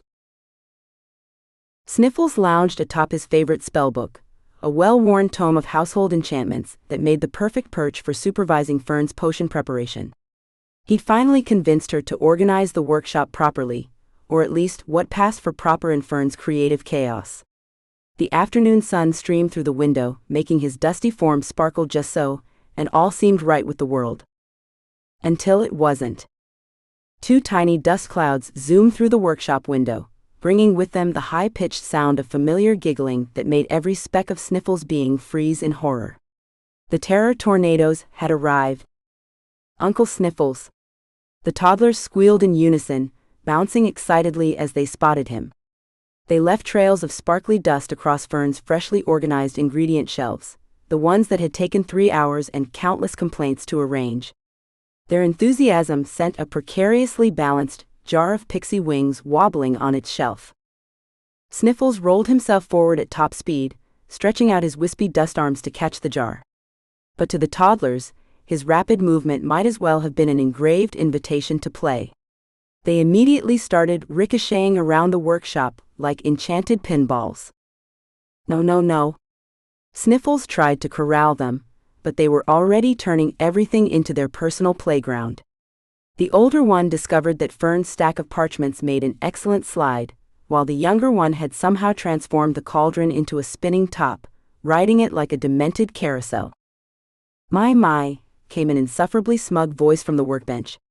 "What exemplary familial management skills you possess." Sniffles hadn't even noticed Callan and his pretentious lantern arriving, but there was Blinky, positioned like some sort of royal overseer on the workbench, his beam brightening with obvious amusement. The toddlers, who had never seen an enchanted lantern before, immediately stopped their chaos to stare at the mesmerizing light. "Oh no," Sniffles muttered, watching their tiny dust forms quiver with excitement. "Don't you dare." But it was too late. The toddlers shot toward Blinky like arrows, trailing magical chaos in their wake. Books flew off shelves, ingredient jars rattled, and a small whirlwind of loose papers filled the air. "Don't encourage them," Sniffles hissed as Blinky deliberately made his beam dance across the walls, leading the toddlers on a merry chase. They bounced off every surface, creating miniature dust storms that made the spell mirror sneeze repeatedly. "Achoo! Oh, how undignified," the mirror complained, its surface briefly fogging up. The younger toddler discovered Fern's charm bracelet hanging from a hook and began rolling through it repeatedly, creating a cacophony of magical chimes. Meanwhile, the older one had figured out how to channel their dust magic to animate small objects, bringing a collection of quills to life in an impromptu sword fight. "Stop that this instant." Sniffles tried to sound authoritative, but he was too busy racing between disasters. He managed to catch a tipping inkwell with one dusty tendril, while using another to snatch a floating quill before it could draw mustaches on Fern's spell diagrams. His usually round form had stretched into something resembling a panicked dust tornado. "Having trouble?" Blinky's light flickered with laughter. "Perhaps if you implemented a more structured approach to childcare." "Oh, shut your shutters," Sniffles snapped, diving to prevent the younger toddler from using a crystal ball as a bowling ball. "This is all your fault for riling them up with your flashy showing off." The toddlers, now thoroughly overexcited, started playing a game of tag that involved bouncing off the ceiling beams. Each impact released a shower of sparkly dust that made everything in the workshop take on a festive, if completely inappropriate glitter. Fern and Callan, who had been discussing spell theory in the corner, finally noticed the chaos. Fern's eyes widened at the sight of her workshop, transformed into what looked like the aftermath of a pixie rave. Sniffles? She raised an eyebrow. Is there something you'd like to tell me about our unexpected guests? Sniffles, currently stretched between 3 different crises while trying to prevent a fourth, could only manage a defeated puff of dust that spelled out, "Help," in the air. Now this, Blinky announced with theatrical timing, is what I call entertainment. His beam swirled in a pattern that had both toddlers spinning in delighted circles. When I get my dust on you, Sniffles muttered, watching in horror as the younger toddler discovered Fern's collection of bottled rainbows, you're going to need more than a light cleaning. Sniffles watched in mounting horror as Blinky's beam created an elaborate light show on the workshop walls. Perhaps a more structured approach, the lantern suggested, his light forming intricate patterns that the toddlers chased with increasing excitement. The dust bunnies responded by creating their own sparkling rainbow, sending cascades of multicolored dust directly at Blinky's glass panel. The lantern's light flickered in indignation as his pristine surface became coated in a kaleidoscope of shimmer. Not so smug now, are we? Sniffles muttered, before spotting something that made his entire form freeze. The toddlers had noticed Callan's prized spellbook, its gilded edges practically begging for tiny dust hands to investigate. Without thinking, Sniffles launched himself between the book and the approaching Chaos twins, taking the full brunt of their sparkly assault. Uncle Sniffles is a sparkly unicorn, the younger one declared, bouncing in delight. Sparkly unicorn. Sparkly unicorn. They began circling him in an impromptu parade, trailing even more glitter in their wake. I am not, Sniffles tried to protest but got a mouthful of sparkles for his trouble. He could hear Blinky's muffled snickering from beneath his own coating of dust. Finally, Fern and Callan seemed to notice the mayhem unfolding in their workspace.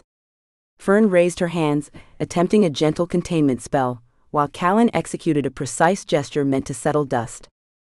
The toddlers watched in fascination, then began mimicking the movements with their tiny dust trails. Where Fern had created a soft barrier, the younger toddler produced a bubble of bouncing sparkles. The older one's attempt at Callan's spell resulted in a shower of twinkling stars that drifted lazily through the air. No, don't encourage them. Sniffles tried to herd the toddlers toward the exit, but they'd made a new discovery. The younger one had noticed how their dust made Blinky's light change colors. Look. Pink. A puff of rosy dust hit the lantern's glass. Blue is prettier, argued the older one, adding their own contribution. I beg your pardon. Blinky spluttered as his normally dignified amber glow cycled through the rainbow. This is entirely inappropriate for a magical artifact of my caliber. His flustered reaction only spurred them on.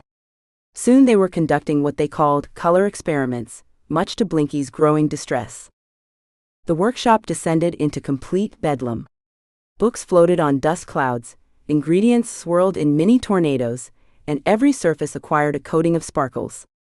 A stray magical burst from the toddler's spellcasting caused all of Fern's quills to start dancing a jig across her desk. Sniffles paused in his desperate attempts at damage control, noticing something that made his dusty heart sink. Fern and Callan were working together to contain the chaos, yes, but they were also laughing. Callan had dropped his usual serious demeanor, grinning as he redirected a stream of sparkles away from his robes. Fern's eyes were bright with amusement as she used her charm bracelet to create musical notes that the toddlers chased with delight. Just when Sniffles thought he couldn't take any more, the energy finally began to fade. The toddlers' bounces became slower, their dust trails growing fainter. They drifted toward Fern's workbench, swirling together into a cozy pile of softly sparkling dust. Sniffles surveyed the damage. Every surface glittered, magical residue hung in the air like aurora borealis, and he himself looked like he'd been dipped in a vat of fairy dust. He turned to glare at Blinky, who somehow managed to look superior despite being covered in a rainbow of dust.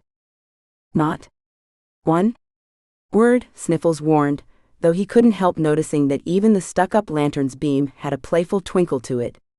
Whether from amusement or residual sparkles, Sniffles wasn't sure he wanted to know. Blinky hovered near the ancient stone archway, his beam methodically scanning the runes while trying to ignore the lingering sparkles from the toddler's earlier chaos still clinging to his glass.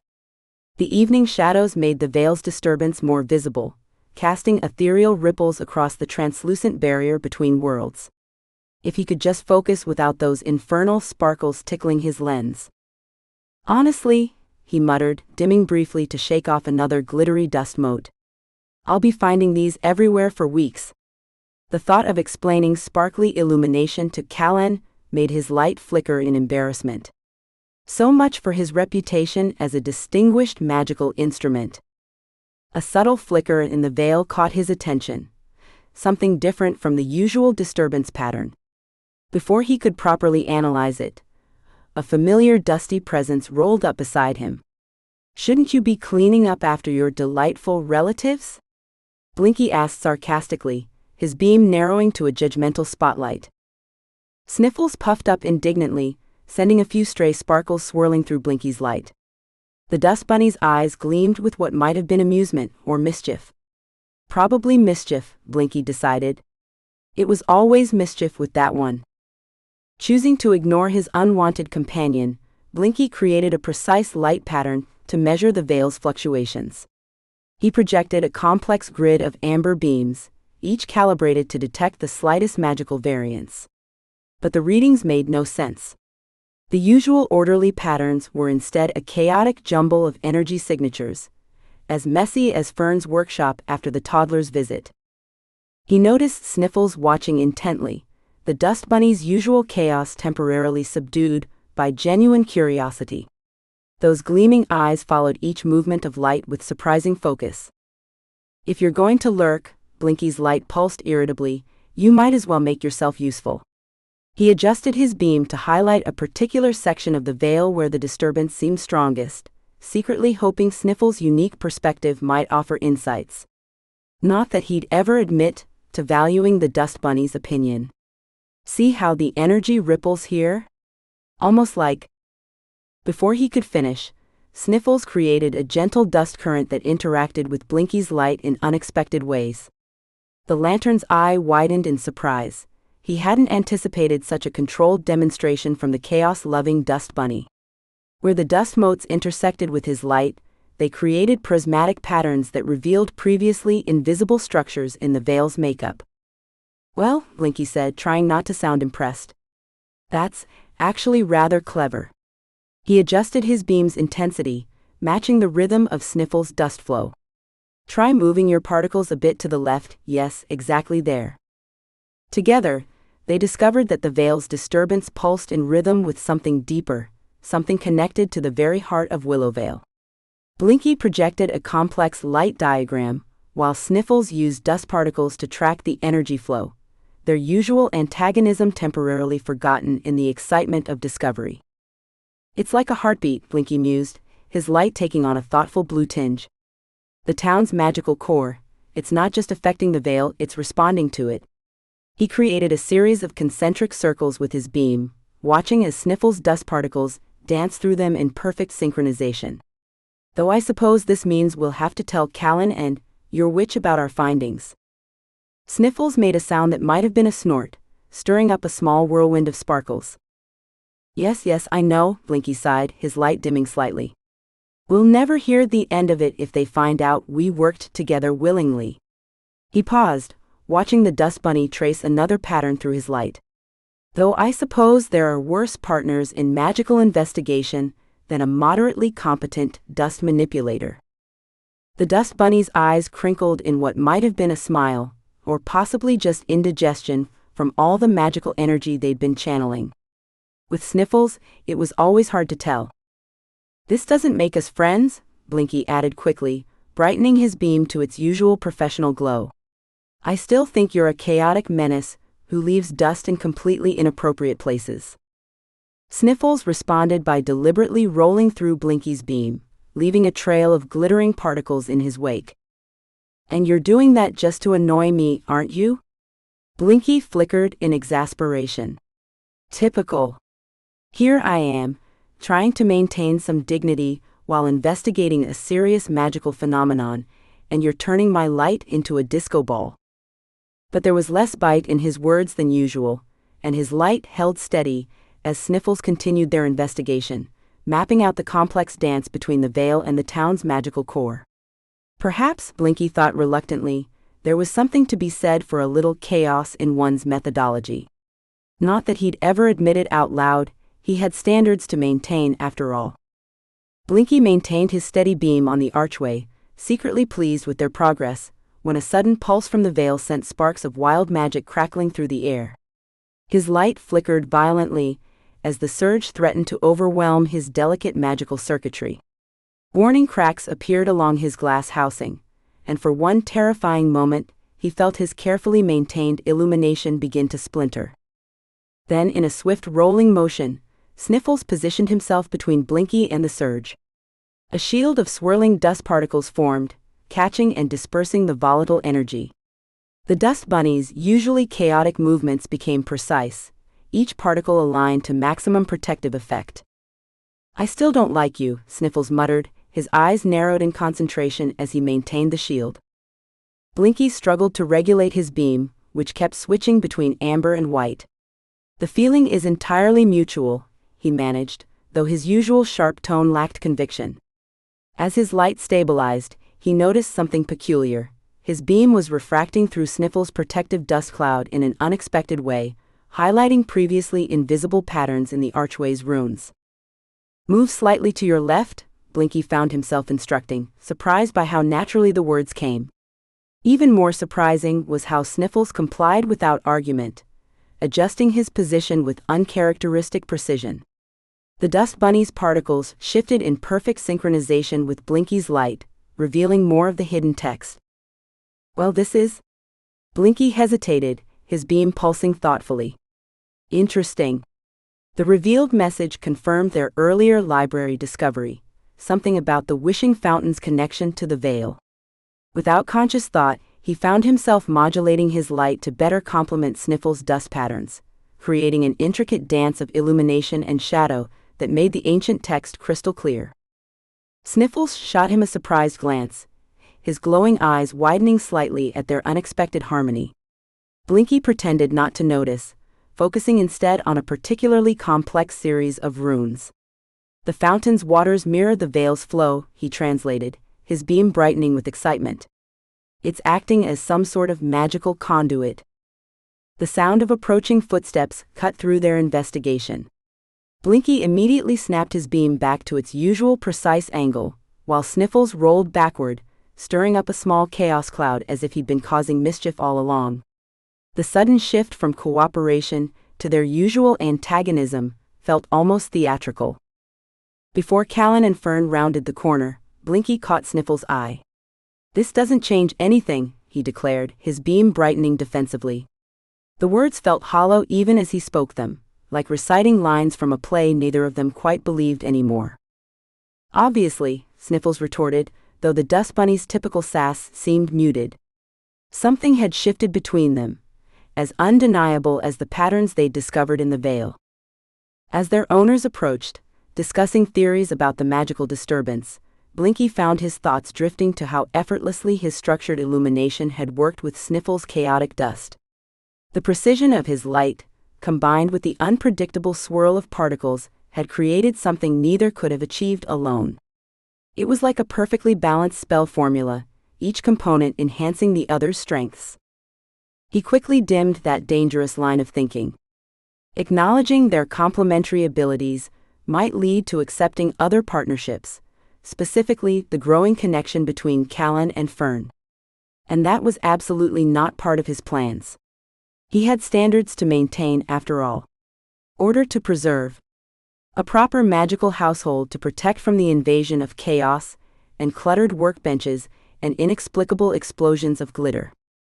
Still, as he projected his beam onto the archway for Callan's benefit, he couldn't help noticing how the lingering dust particles in the air made his light more effective at revealing the rune's details. Not that he'd ever admit it. Some revelations were better left in the shadows, even for an enchanted lantern, whose entire purpose was illumination. The structural integrity of the veil appears to be fluctuating in a regular pattern, he reported to Callan, carefully omitting any mention of dust shields or collaborative discoveries. And there may be some connection to the wishing fountain's magical signature. He kept his beam steady, pretending not to notice when Sniffles subtly adjusted his dust cloud to highlight the most important runes. Chapter 6: Secrets in the Shadows. Sniffles rolled along the base of the veil-bound archway, his dusty form slightly heavier from the morning dew. The moisture made his particles cling together more tightly, heightening his sensitivity to the magical currents flowing through the ancient stone. He definitely wasn't appreciating how perfectly Blinky's amber beam lit his path. Not at all. "You're going the wrong way," Blinky announced from his floating position above. "The disturbance clearly emanates from the eastern side." "Funny, I don't remember asking for a running commentary." Sniffles continued his methodical sweep, letting his dust particles spread just enough to catch any magical signatures. "Some of us actually know how to track corrupt magic without broadcasting our every thought. Some of us can do our jobs without leaving a mess everywhere we go," Blinky retorted, his light flickering with annoyance. Sniffles was about to fire back when a pulse of dark energy hit him like a static shock. His form scattered instinctively, dust motes dancing in the air before pulling back together. Through the disruption, something caught his attention: a metallic glint deep within a crack in the archway's stone face. "Hey Glowstick," he called reluctantly, swallowing his pride. "Shine your know-it-all beam over here. I do have a name, you know." But Blinky's light swiveled anyway, focusing on the spot Sniffles indicated. The concentrated beam revealed a small object wedged into the crack. It looked like a coin or medallion, but its surface crawled with tendrils of dark energy that made Sniffles' dust curl defensively. He watched Blinky's light flicker with what seemed like recognition. "That's from Callan's study," Blinky admitted, his usual bright amber dimming to a concerned orange. "It's supposed to be locked in his artifact cabinet." "Well, it's definitely not locked up now." Sniffles carefully created a barrier of dust around the object, testing its reactions. The corrupt magic lashed against his particles like angry wasps. "And someone put it here on purpose. Look." He drew Blinky's attention to the way the dark energy was spreading along the veil's magical threads, creating a web of corruption that reminded him of ink bleeding through parchment. "These patterns aren't random. Someone knew exactly what they were doing." Someone who had access to Callan's study, Blinky's light shifted to a protective red tinge, and understood how to manipulate the veil's magic. Sniffles inched closer to the artifact, trying to get a better read on its magic signature. Without warning, a tendril of corrupt energy whipped out, aiming straight for his core. Before he could react, Blinky's light formed a shield between him and the dark magic, deflecting it harmlessly away. "I could have handled that," Sniffles grumbled, though they both knew he'd come close to being completely dispersed. His dust form trembled slightly from the near miss. "Of course you could have," Blinky replied, his tone dripping with sarcasm. "Just like you handled those dust bunny toddlers yesterday. I particularly enjoyed watching you chase them across the ceiling." "At least I can move around on my own," Sniffles shot back, though there wasn't quite as much bite in his tone as usual. "Must be nice having to wait for someone to carry you everywhere. Must be nice being mistaken for common household debris." They fell into a tense silence, both watching the artifact pulse with malevolent energy. Sniffles couldn't shake the feeling that they were in way over their heads. Not that he'd admit that to Blinky. "We need to tell them," Blinky finally said, his light softening to a more neutral white. "Yeah."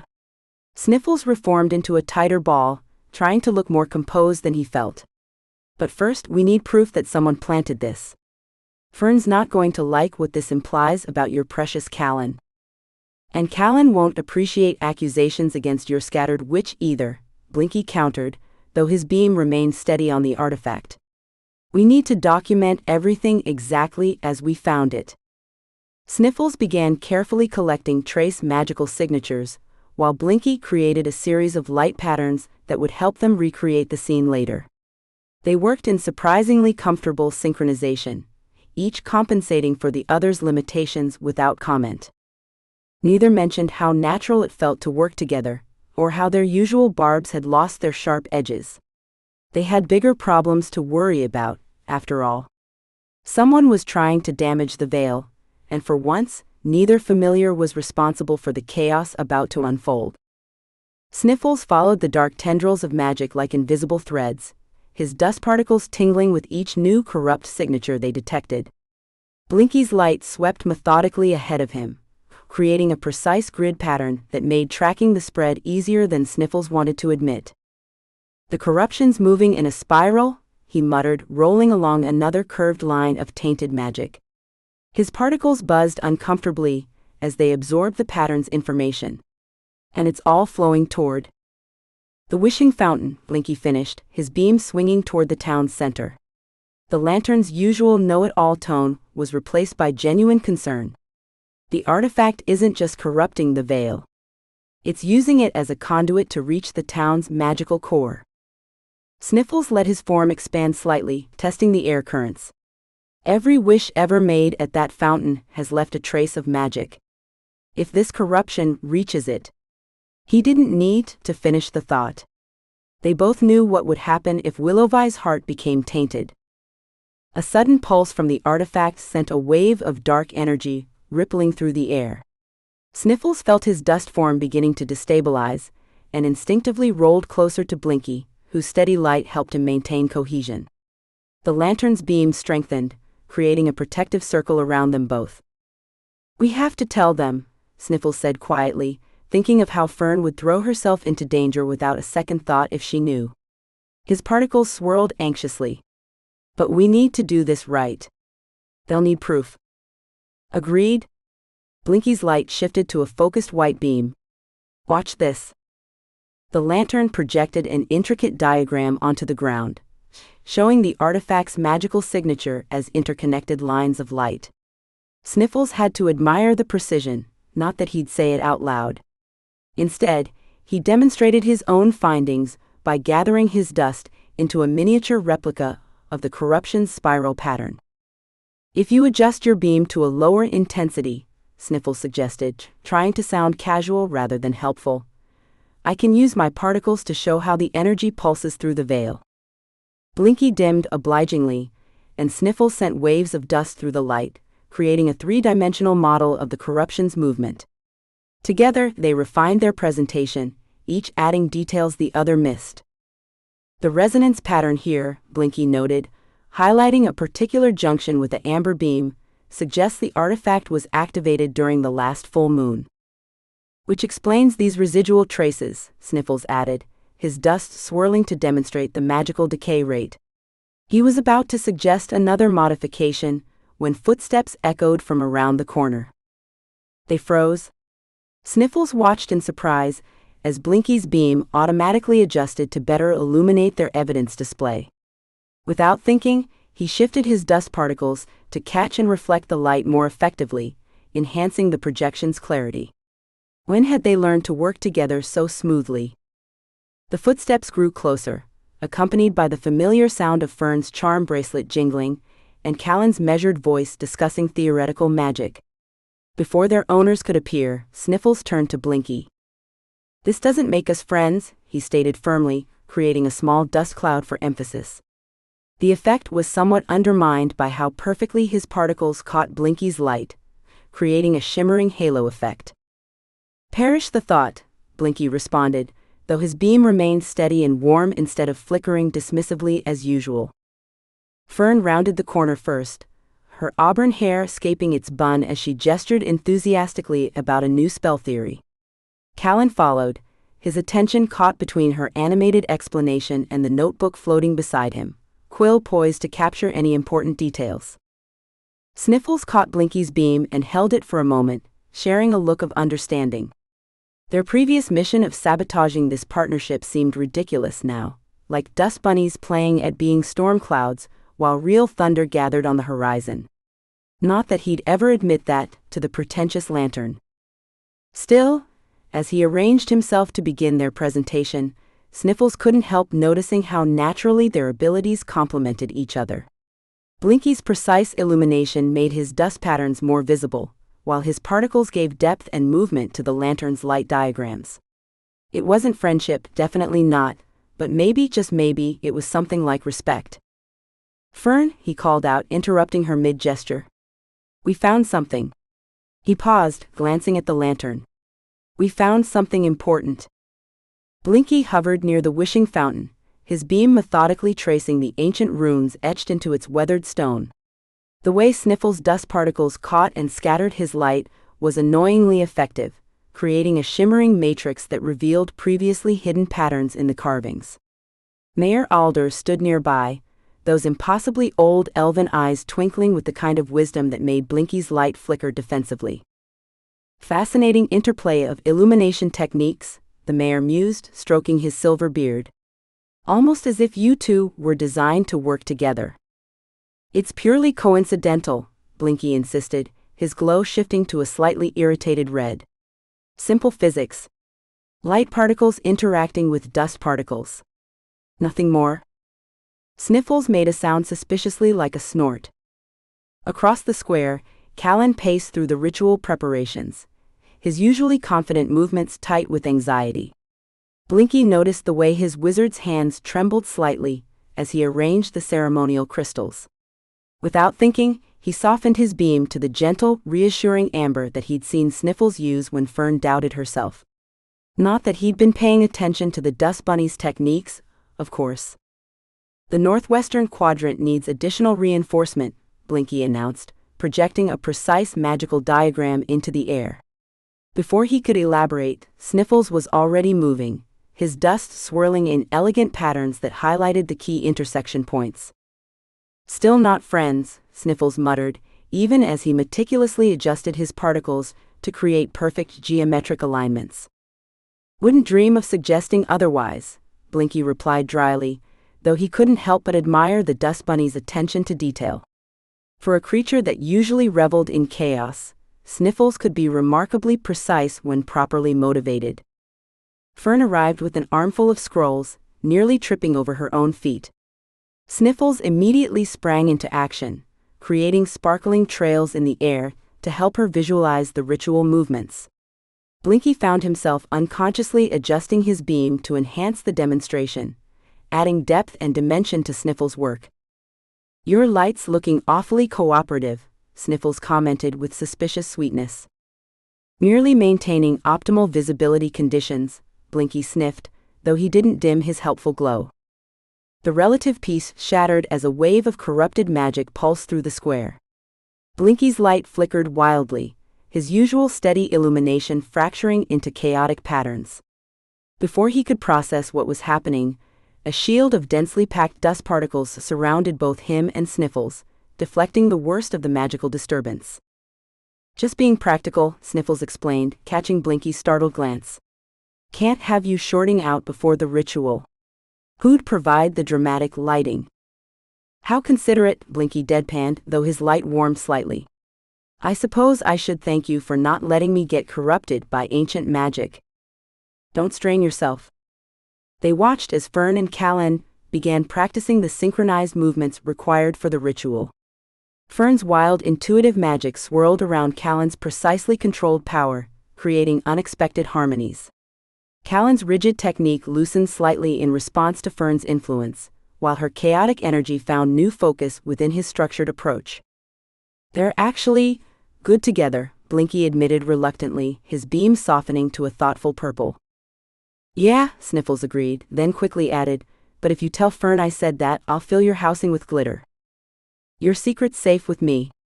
Blinky paused, watching their owners work through another sequence. "Though I suppose there are worse things than them succeeding." "Like what?" "Like having to deal with your dramatic sulking if they fail." "My dramatic sulking?" Sniffles puffed up indignantly.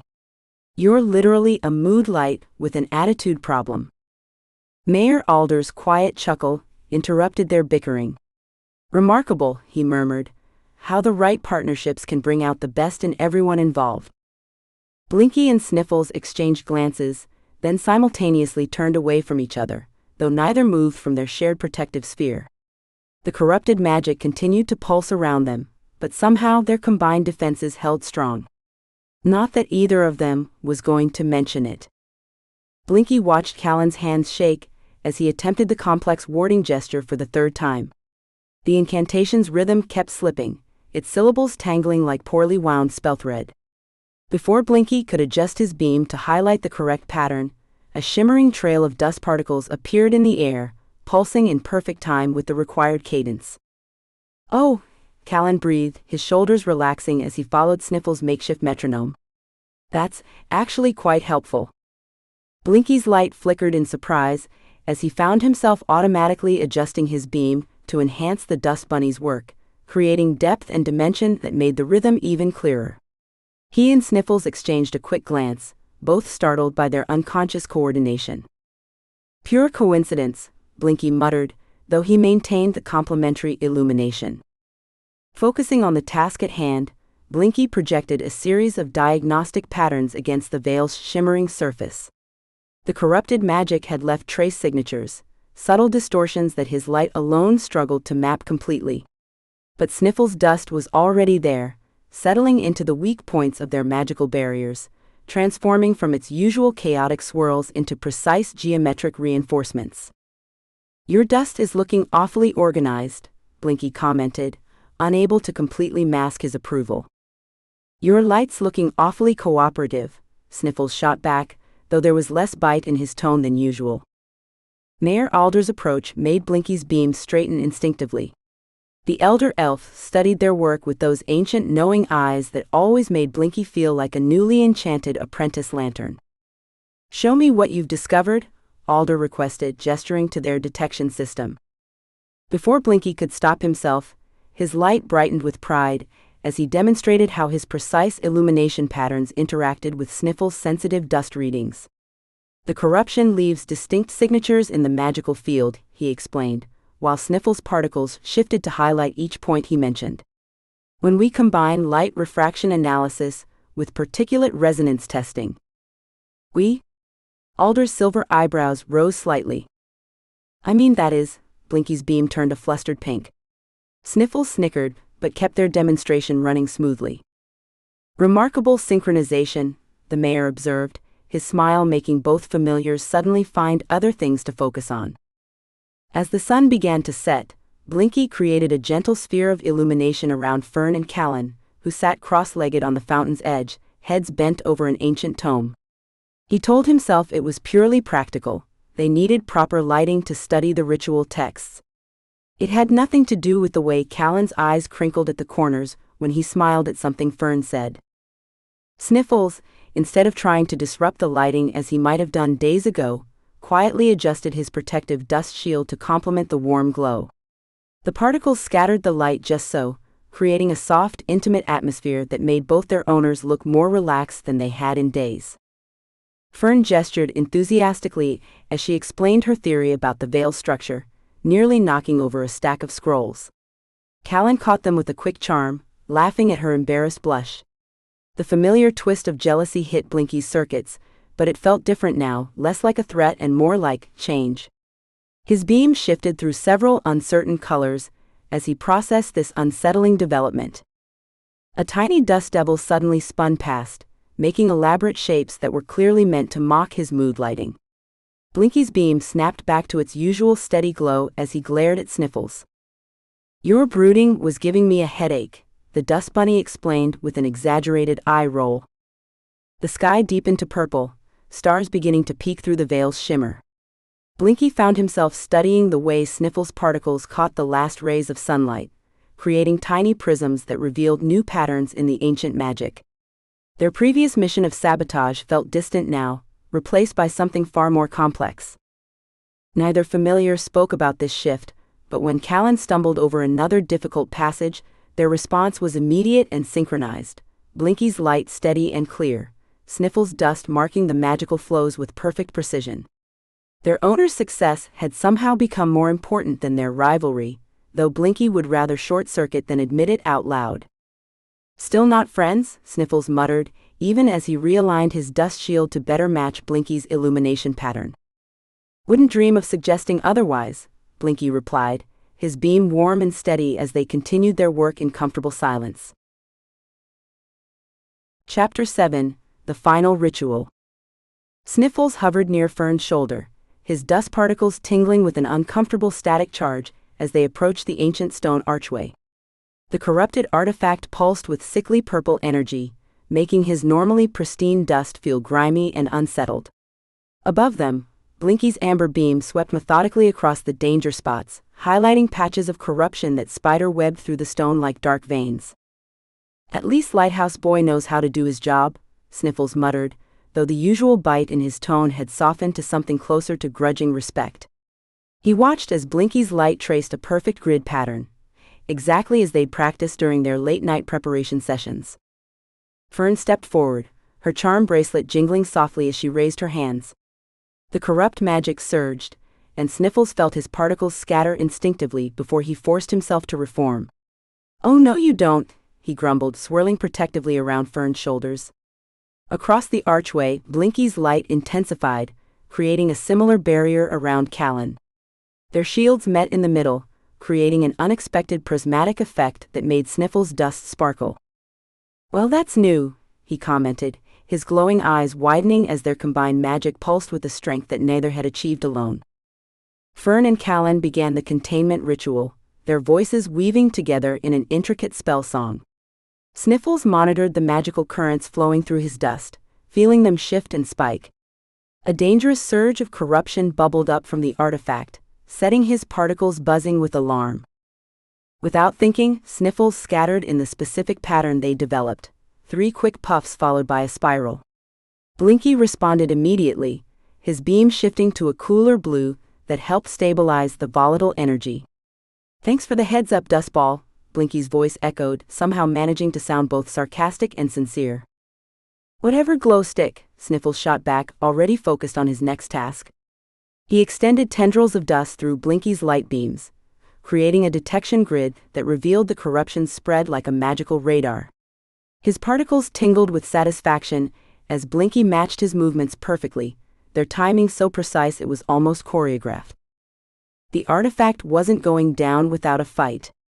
Dark tendrils of magic whipped out suddenly, aiming straight for Fern. Sniffles rolled forward instantly, his dust expanding into a defensive wall. Before he could worry about maintaining the barrier alone, Blinky's light flooded through his particles, transforming them into a shield that sparkled like diamond dust. "Nice save," Blinky muttered, his beam steady and supportive. "Though your form could use work." "Critique my technique later," Sniffles retorted, already adjusting his position to better support Fern's spellwork. He could feel the magical currents shifting beneath them, and he used gentle puffs of dust to guide Fern's movements toward stronger ley lines. Across the archway, Blinky's light danced across specific runes, helping Callan time his incantations perfectly. Their owner's magic began to synchronize, creating resonant harmonies that made Sniffles' dust practically sing with power. He watched in fascination as golden sparkles began appearing in his usually plain gray particles, matching the rainbow refractions in Blinky's beam. "Stop making me look pretty," Sniffles grumbled, though he didn't actually try to shake off the effect. "Trust me, Dust Mite, that would take far more power than I possess," Blinky replied, but his light flickered in what Sniffles had come to recognize as his version of a laugh. A particularly violent pulse from the artifact sent ripples through their defensive grid.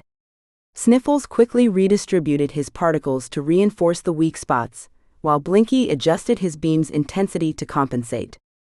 They moved in perfect sync, their previous animosity forgotten in the face of their shared purpose. "You know," Sniffles admitted reluctantly as they stabilized another surge, "for an oversized nightlight you're not completely useless. And for a sentient dust cloud you're surprisingly competent," Blinky responded, his light warming to a gentle amber. "Though if you ever repeat that, I'll claim it was a magical hallucination." "Deal," Sniffles agreed, focusing back on the task at hand. He could feel Fern's magic growing stronger, bolstered by their support and her connection with Callan. Maybe, he thought grudgingly, some changes weren't so bad after all. Sniffles' dust particles trembled as he recognized the telltale pattern of energy surging through the artifact, exactly like the diagrams they'd studied in those dusty tomes.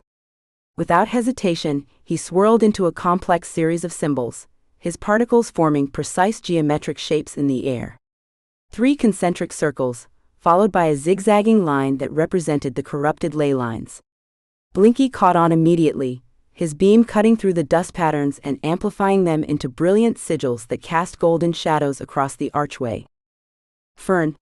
The containment ward, it needs to mirror the corruption's path. Sniffles called out, his usually grumbly voice sharp with urgency. He watched with satisfaction as both Fern and Callan adjusted their stance, their hands moving in perfect synchronization with the glowing pattern he and Blinky had created. A violent pulse of dark energy suddenly slammed through the archway, catching Sniffles mid-swirl. His dust form began to scatter, particles pulling apart like leaves in a hurricane. Panic seized him. If he dispersed now, Fern would lose his guidance at the critical moment. Before his consciousness could fragment completely, a warm amber light enveloped him, holding his dust together like a gentle cage. "Just returning the favor," Blinky's voice echoed, tinged with both smugness and genuine concern. "Can't have you falling apart on us now, dustball." The lantern's beam pulsed steadily, reminding Sniffles of how he'd used his dust to shield Blinky from a magical backlash during their forest expedition. "Yeah, well," Sniffles muttered, reforming himself within the protective light, "I suppose I owe you one." Again? As his particles stabilized, Sniffles turned his attention back to their owners. His glowing eyes widened at the sight before him.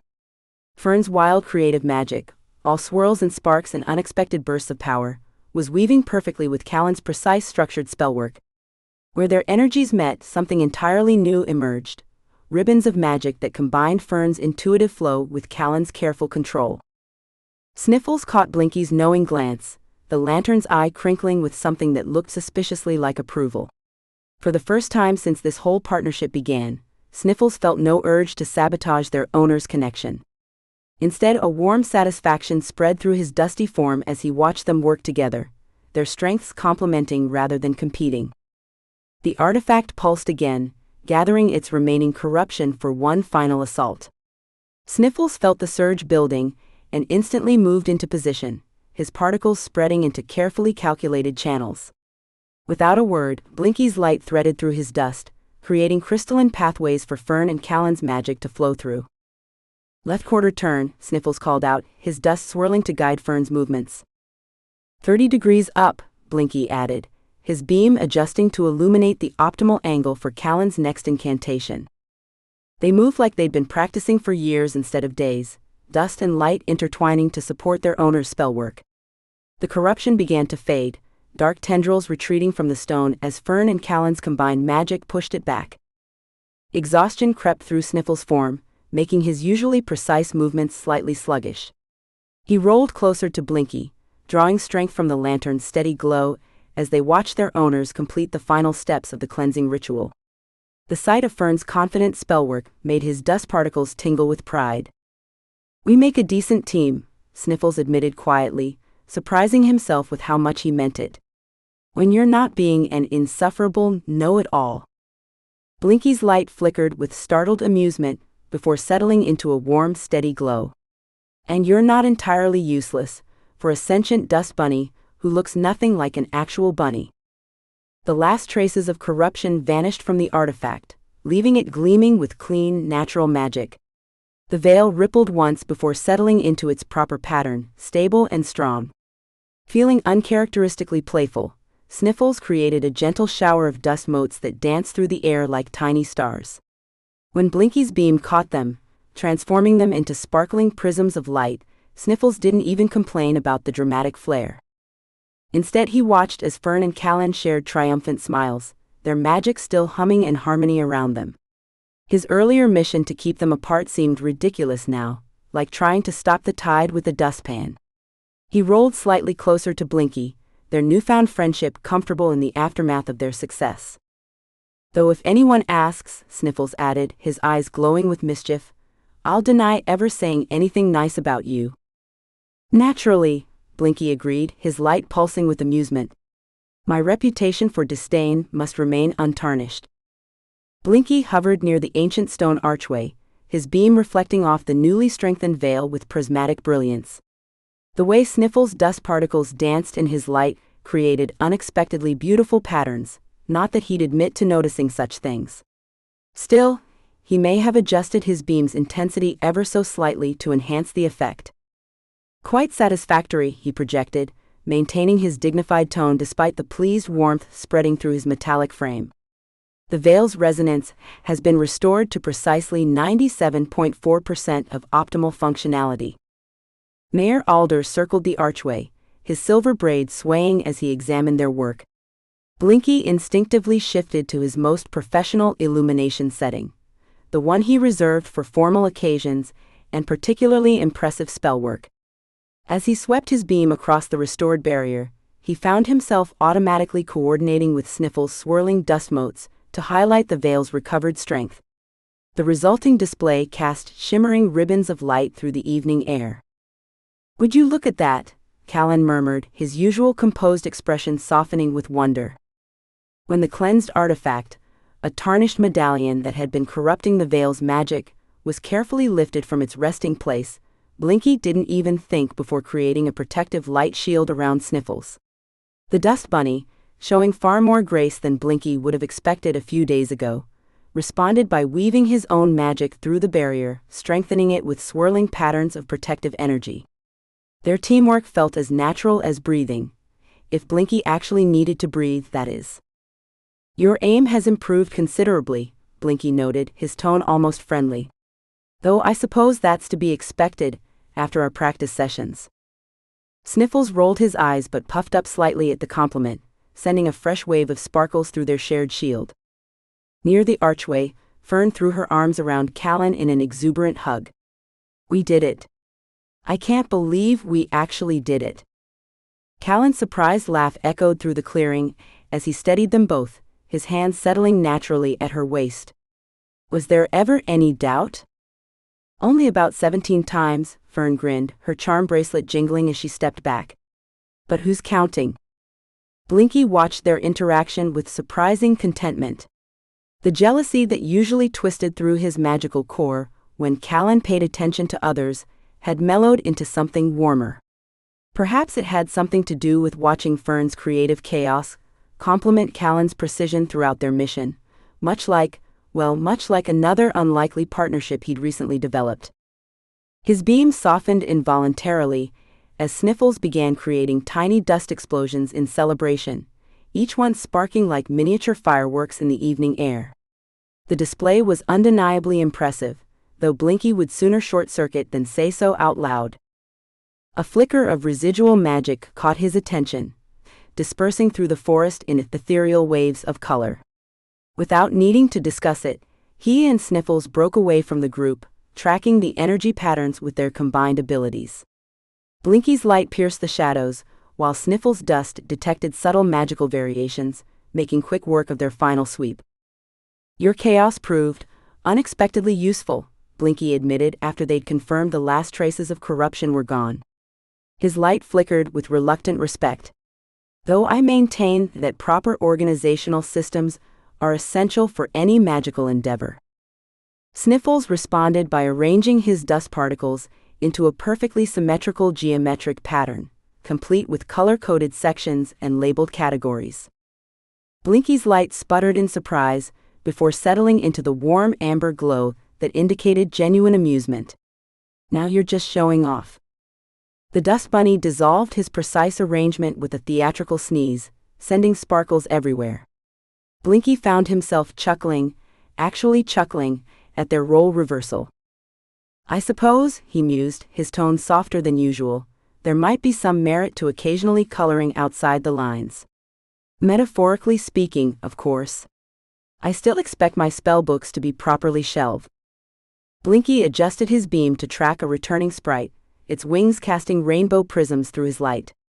Beside him, Sniffles' dust swirled in precise patterns, creating a gentle buffer that guided the magical creature safely around a pocket of residual energy. Their coordination felt effortless now, a far cry from their earlier antagonistic fumbling. 37 magical entities successfully redirected, Blinky announced, unable to keep the satisfaction from his tone. "Your particle distribution is remarkably effective at detecting their approach patterns." Sniffles responded by forming his dust into a miniature map of the clearing, marking the safe pathways they'd established. Blinky found himself impressed by the dust bunny's attention to detail, though he maintained a dignified flicker rather than showing too much enthusiasm. At the wishing fountain, Blinky projected an intricate diagram of light, tracing the restored magical currents flowing through Willowveil. The fountain's waters sparkled with renewed vigor, each ripple sending pulses of energy through his carefully constructed model. Sniffles rolled closer, his dust particles spreading out to interact with Blinky's light streams. Where they merged, the diagram gained remarkable depth, revealing subtle variations in the magical field that Blinky couldn't detect alone.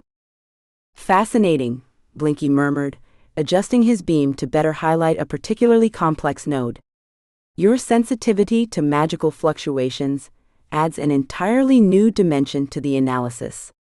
Perhaps we should—" A sudden burst of giggling interrupted his scholarly observations as two tiny dust tornadoes came bouncing into view. The dust bunny toddlers spun circles around their display, trailing sparkles and chaos in their wake.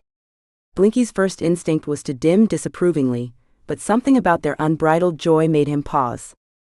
Instead of his usual frustrated flicker, he found himself creating dancing light patterns that followed their erratic movements. The toddlers squealed with delight, chasing the colorful beams as they twisted and spiraled through the air. When he caught Sniffles watching him with what could only be described as a smirk, Blinky's light dimmed to an embarrassed pink. "Well," he huffed, "proper scientific observation requires engaging with all variables, even the more energetic ones." Mayor Alder approached their display, his eyes twinkling as he studied their combined magical mapping. "Remarkable work, both of you. In fact, I believe we've found our solution for maintaining the Veil's stability going forward." Blinky's beam focused sharply on the mayor. "I beg your pardon?" "As official guardians of the Veil," Alder continued, "you two would be responsible for monitoring these energy patterns and preventing future disturbances. Your complementary abilities make you uniquely qualified for the position." Blinky's immediate response was to list several logical objections, starting with their obvious personality differences and ending with a detailed critique of Sniffles' organizational skills. But when he glanced at the dust bunny, he found Sniffles considering the proposal with unexpected seriousness. The words died in his metaphorical throat as he recalled their recent successes. True, Sniffles' methods were unorthodox, but they'd proven remarkably effective when combined with Blinky's precision. And if he was being entirely honest, their patrols had become rather enjoyable. "I suppose," Blinky said carefully, "a trial period might be worth considering. For the good of Willowveil, naturally." As twilight painted the sky in soft purples, Blinky observed Fern and Callan walking along the cobblestone path toward home. Their shoulders brushed occasionally, sending small sparks of compatible magic into the air. Callan's usually perfect posture had relaxed, and Fern's characteristic nervous energy had settled into something calmer, more content. "Their magical signatures have aligned quite harmoniously," Blinky noted, more to himself than to Sniffles. But the dust bunny rolled closer, his own attention fixed on their owners. Blinky's beam softened as he remembered his earlier fears about losing his place in Callan's life. How foolish those concerns seemed now, watching the natural way Fern and Callan's magic intertwined while still maintaining their distinct characteristics.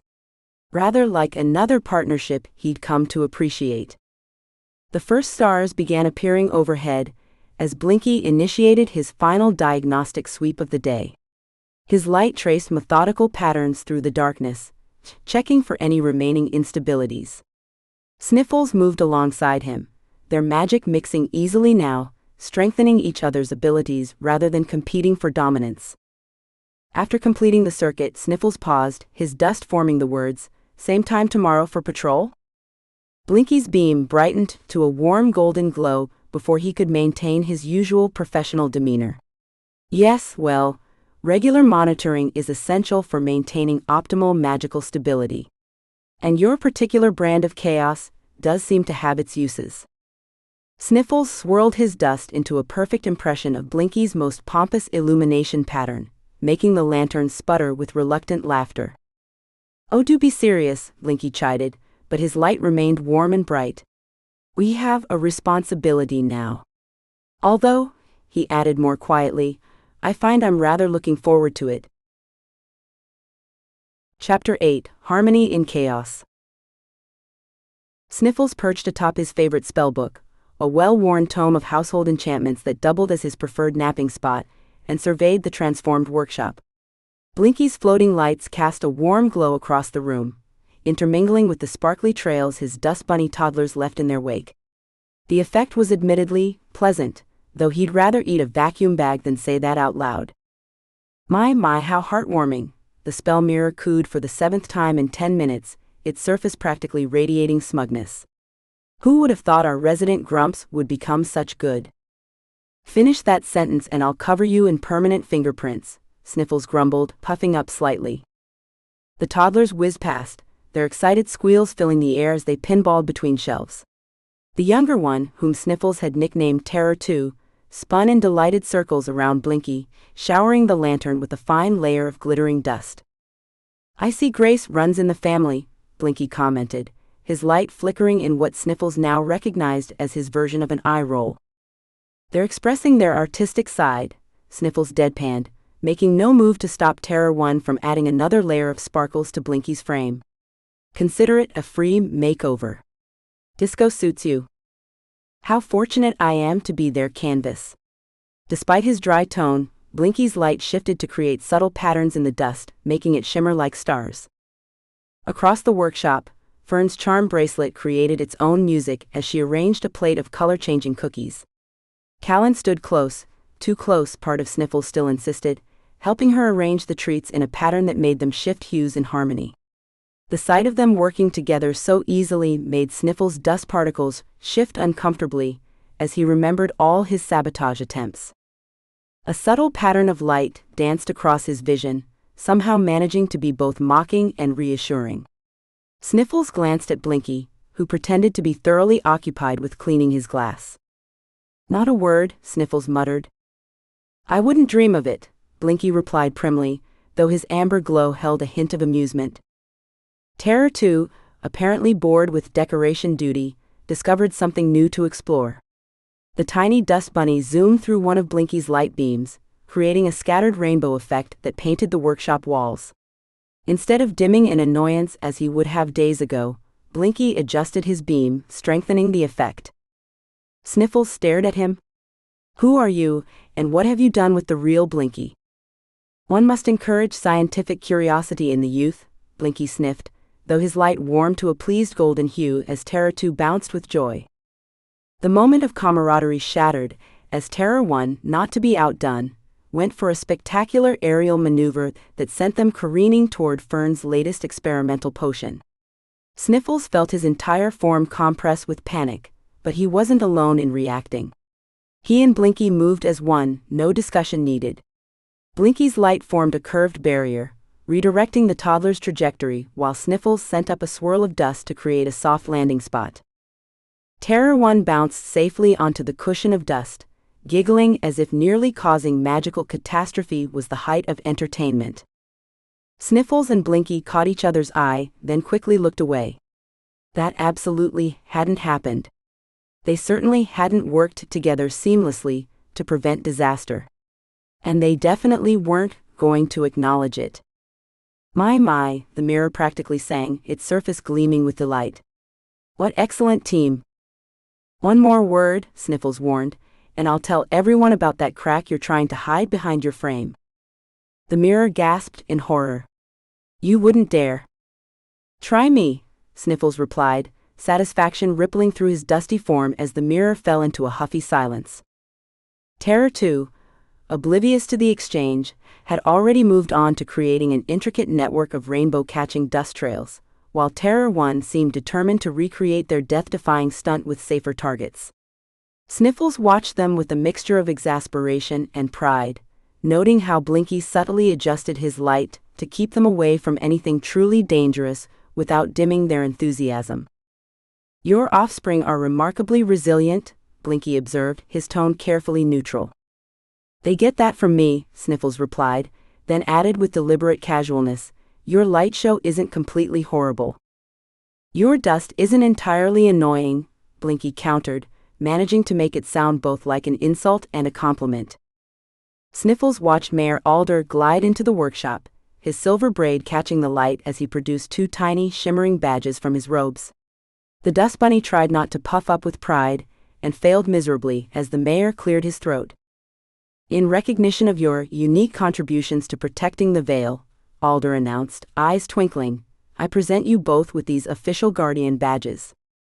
Before either familiar could respond, Terror 1 shot across the room like a dusty comet, snatching one badge midair. Terror 2, never one to miss out on mischief, grabbed the other. No. Sniffles rolled forward, his particles bristling in alarm. Those are not snacks. Blinky's beam swung around, trying to corner the speeding toddlers. Left. No, your other left. Honestly, how did they move so fast? The chase that ensued would have made any slapstick comedian proud. The toddlers bounced off walls, slid under furniture, and somehow managed to tangle Blinky's light into elaborate knots. Sniffles created strategic dust clouds, attempting to herd his charges into a corner, but they treated it like a game, spinning through the particles and creating miniature tornado effects. Terror 2 zoomed past Blinky, trailing sparkles and giggles. The badge caught on Blinky's frame, and in their excitement to retrieve it, both toddlers circled the lantern at high speed. When they finally zipped away, Blinky was crowned with an intricate swirl of glittering dust that made him look like a disco-era monarch. Dignified, Sniffles commented, trying not to laugh as he finally corralled the toddlers and retrieved the slightly slobbered-on badges. Blinky, somehow managing to look both regal and ridiculous in his dust crown, cast a dramatic spotlight onto the floor. To chaos and order, he announced with exaggerated formality. Unable to resist, Sniffles added a swirl of his finest sparkly dust to the beam, creating a mesmerizing pattern. The toddlers immediately took this as their cue to contribute, launching into an enthusiastic display of dust and light artwork that quickly escalated. Terror 1's particularly enthusiastic flourish sent sparks dangerously close to Fern's vintage curtains. Not the curtains. Sniffles yelped, while Blinky quickly adjusted his beam to draw the toddler's attention elsewhere. Remarkable how they can turn anything into a potential disaster, Blinky observed dryly. The curtains are merely the latest victim in their ongoing campaign of chaos. Sniffles found himself snorting in agreement, then caught himself. When had Blinky's running commentary become actually funny? The lantern was currently narrating Terror 2's attempt to recreate their Veil adventure through interpretive dance, complete with exaggerated swooping and dramatic pauses. And here we see the interpretive representation of Sniffles' first attempt at sabotage, Blinky continued, his light creating appropriate mood lighting. Note the lack of grace. That was a perfectly executed dust storm, Sniffles protested, but found himself adding his own special effects to the toddler's performance, creating tiny glittering explosions to mark key moments. The spell mirror suddenly lit up, projecting images of their past rivalry onto its surface. There was Sniffles hiding under tables, Blinky deliberately dimming at crucial moments, both of them making faces at each other behind their owners' backs. Oh look, the mirror said gleefully. Remember when you two couldn't be in the same room without? Sniffles didn't even have to think about it. He launched a precision dust cloud at the mirror's surface, while Blinky directed a concentrated beam, creating a perfect blind spot right in the center of the glass. How dare you, the mirror squeaked. This is premium reflective surface. Should have thought about that before becoming a commentator, Sniffles replied smugly, exchanging a satisfied look with Blinky, before remembering they weren't supposed to be coordinating so well. The reminder of their former mission hit harder when Fern and Callan gathered everyone's attention to make their announcement. Sniffles felt his dust particles sink slightly as they revealed their plans to combine workshops, creating a shared space for both their magical styles. He glanced at Blinky, remembering all their schemes to prevent exactly this outcome. The lantern's light shifted in what might have been embarrassment. But watching their owners now, Fern's charm bracelet chiming in harmony with Callan's precise gestures as they demonstrated how their magic would complement each other, Sniffles couldn't remember why they'd fought so hard against it. As the evening wound down, the toddlers finally crashed from their sugar and excitement high, curling into tiny dust balls near the warmth of Blinky's light. Sniffles found himself settling nearby, absently helping clean some smudges off Blinky's glass. "We're still not friends," he muttered, even as he directed a gentle puff of air to clear away a particularly stubborn spot. "Obviously not," Blinky agreed, his beam automatically softening to create a cozy glow that made the toddler's dust particles sparkle like stars. From its spot on the wall, the spell mirror made an exaggerated eye-rolling motion, but for once neither familiar bothered to retaliate. They were too busy not being friends to notice. Blinky cast his beam across Callan's study, methodically cataloging the subtle intrusions into his once pristine domain. A scatter of dried flower petals near the window ledge. A collection of mismatched crystals, arranged in what he had to admit was a rather aesthetically pleasing spiral. And there, caught in his light, the telltale sparkle of dust that somehow made the room feel cozier. "Absolutely preposterous," he muttered, though his light shifted to a warm amber that betrayed his true feelings. "This is a place of serious magical scholarship, not some whimsical cottage garden."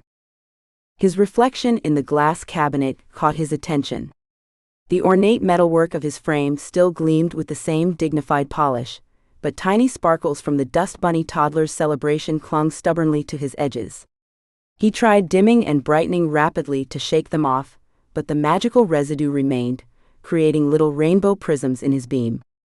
"I suppose it adds a certain experimental variable to my illumination capabilities," he reasoned, adjusting his angle to better admire the effect.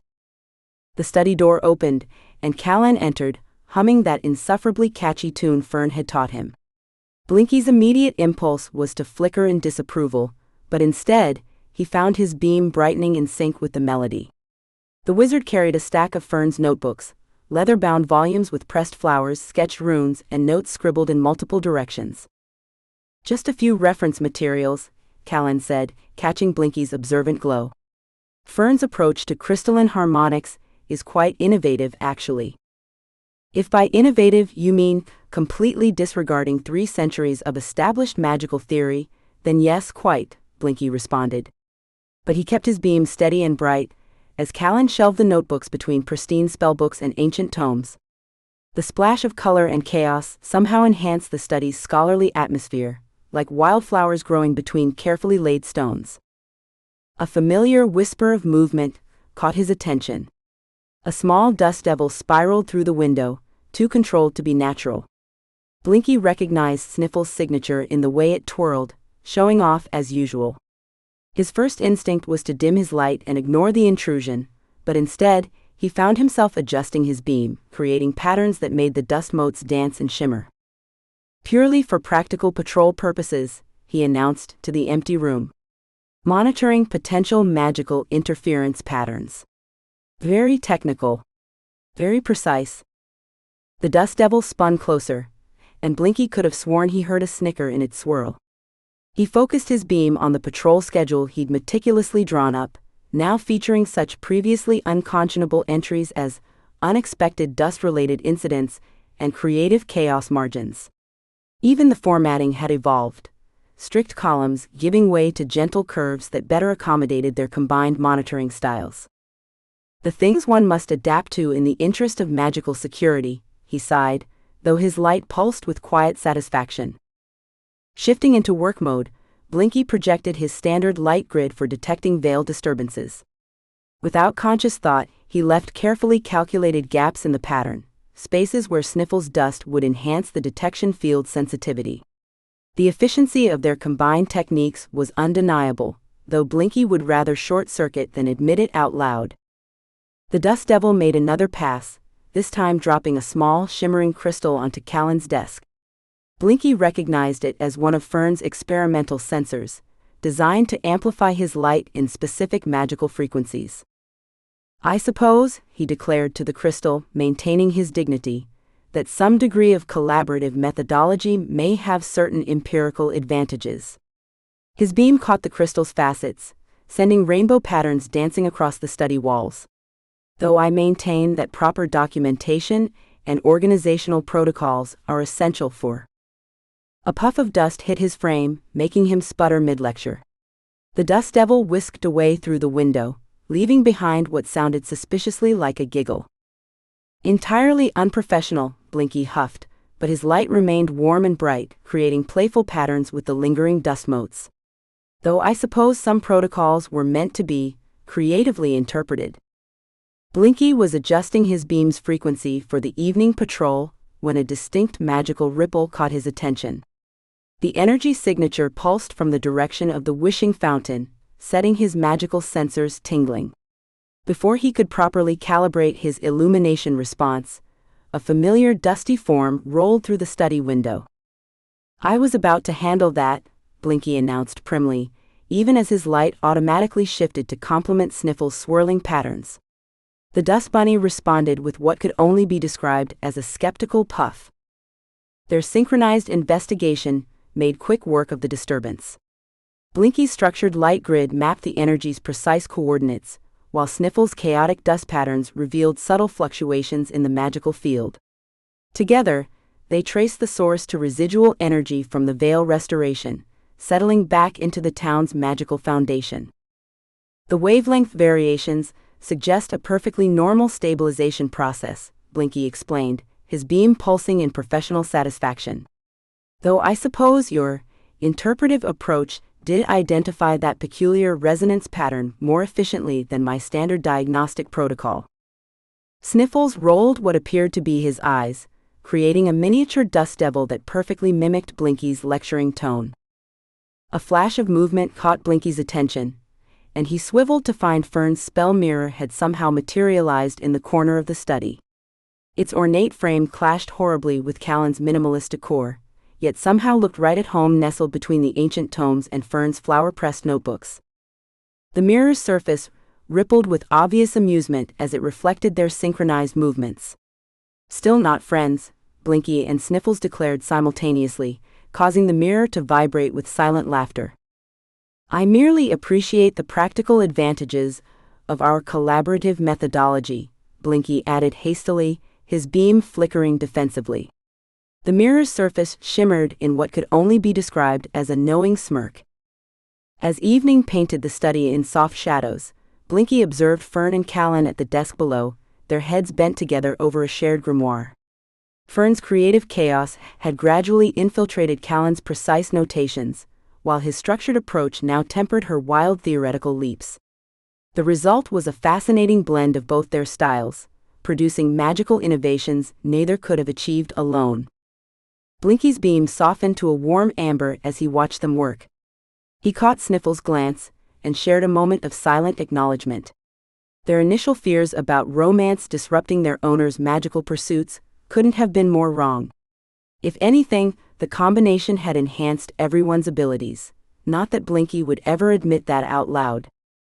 A sudden commotion announced the arrival of one of the Dust Bunny toddlers, rolling excitedly across Callan's desk with the evening's patrol report. The document was absolutely covered in glitter, a development that would have sent Blinky into a fit of flickering just a few weeks ago. Instead, he found himself adjusting his beam to create precise illumination of the text, while deliberately catching the glitter at angles that made it sparkle and dance. The toddler bounced with delight, sending tiny sparkles floating through Blinky's light. He maintained his dignified silence, but allowed his beam to create a brief rainbow pattern that made the little one giggle. "I suppose," he announced to no one in particular, "that a certain amount of controlled chaos does add an element of unpredictability to our detection capabilities." Sniffles created a small dust whirlwind that ruffled the report's edges, just to be annoying. Blinky dimmed briefly in mock exasperation, but his light remained steady and warm as stars began appearing outside the study window.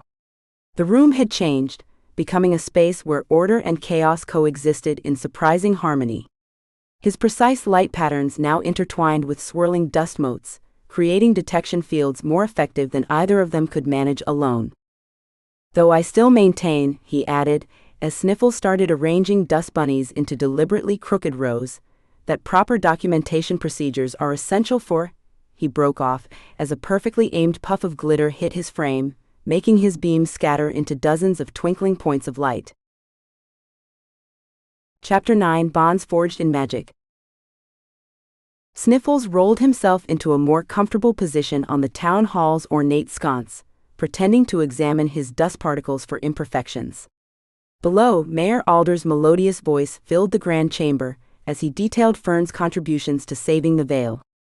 Despite his best efforts to maintain his signature air of detached irritation, Sniffles felt his particles shimmer with pride.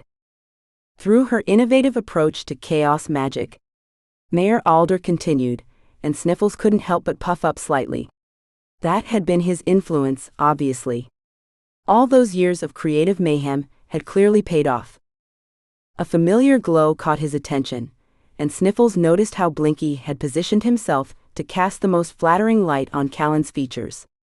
The wizard's sharp cheekbones caught the amber illumination perfectly, while shadows artfully emphasized his distinguished profile. Amateur hour. Sniffles rolled his eyes, or at least shifted his glowing orbs in a way that conveyed the same sentiment. When Blinky caught him watching, the lantern's beam dimmed defensively, as if he'd been caught doing something embarrassing. Sniffles couldn't resist spinning up a tiny tornado of dust, his version of a smirk. The swirling vortex spelled out subtle in sparkly letters before dissipating.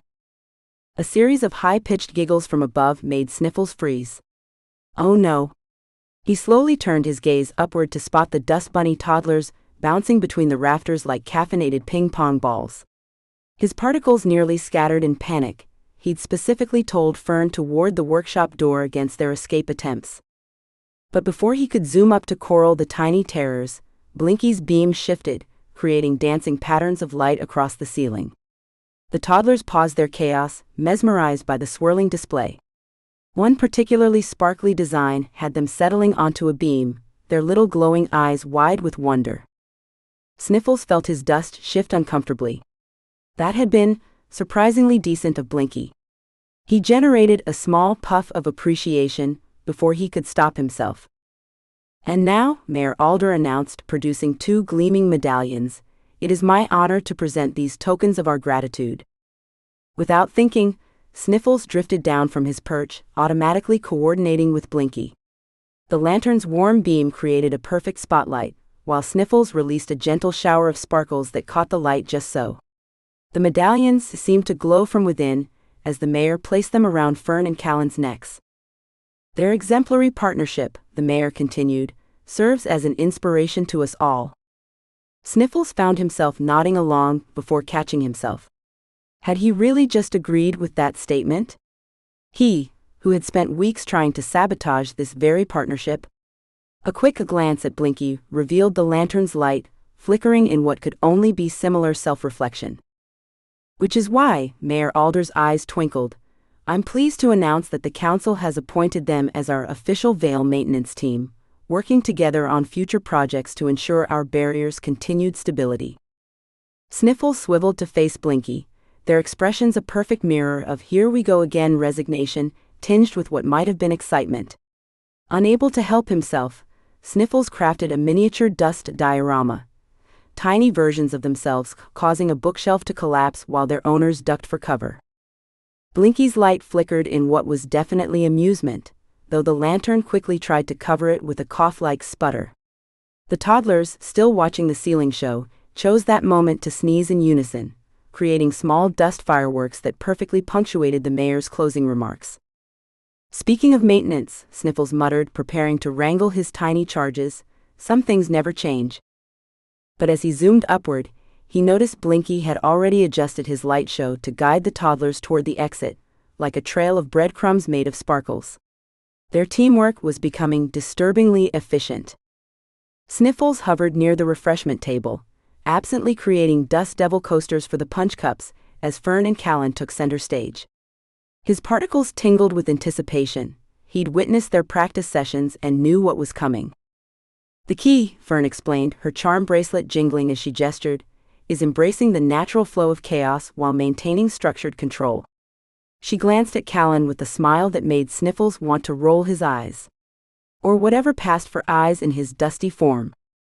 Callan nodded, raising his hands in perfect synchronization with Fern's movements. Like a dance between order and entropy.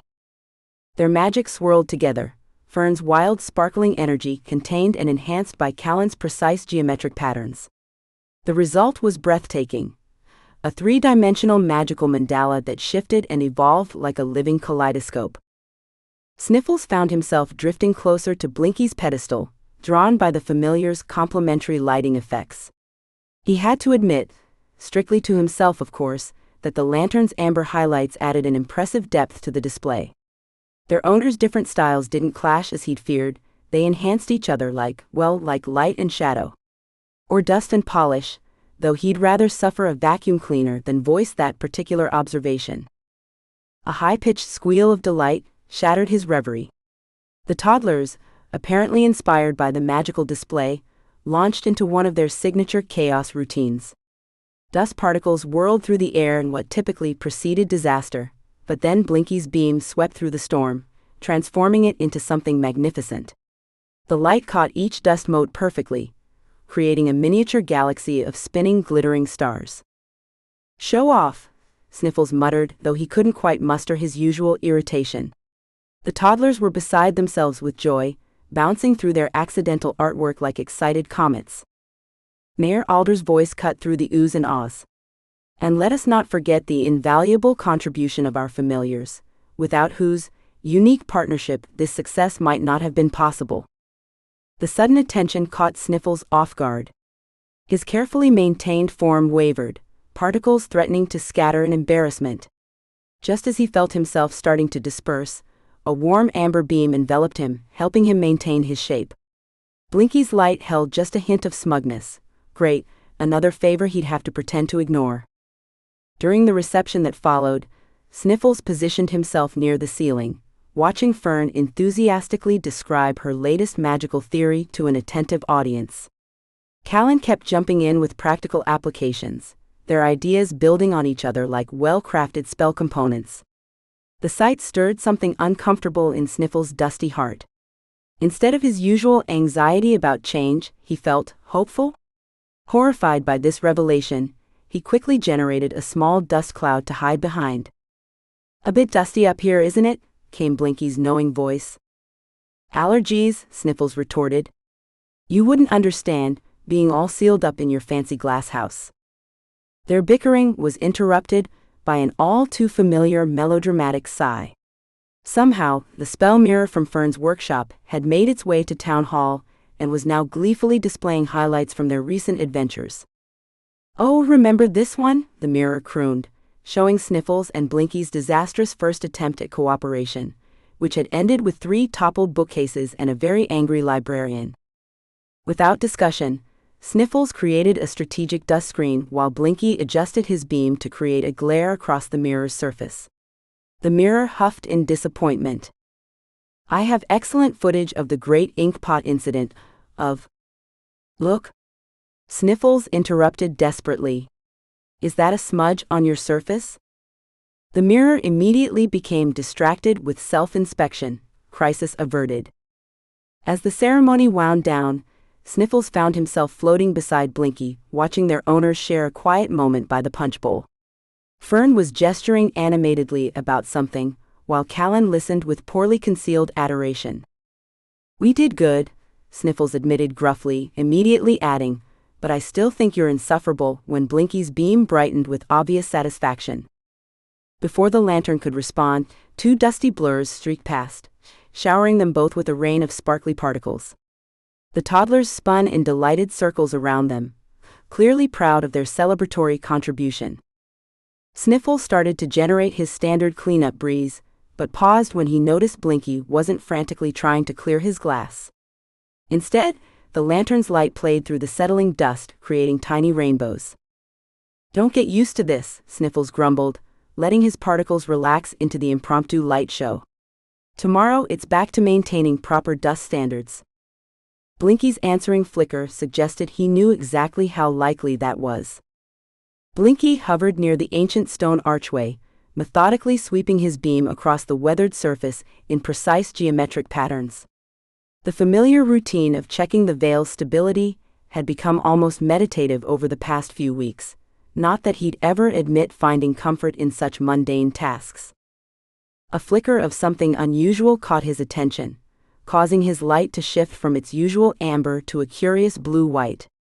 This wasn't the corrupted energy they'd dealt with before. No, this was something more subtle, like a whispered conversation just beyond hearing range. "How fascinating," he muttered, adjusting his beam to create a more detailed diagnostic pattern. To his mild annoyance and secret satisfaction, he automatically left spaces in his light grid where Sniffles' dust would provide the perfect complement. When had that become second nature? Speaking of the troublesome dust ball, Sniffles rolled closer, trailing Sparkles in his wake. "You're doing that thing where your light gets all twitchy and academic." "I do not get twitchy," Blinky protested, his frame warming slightly. "I'm being thorough? There's a difference." "Aha."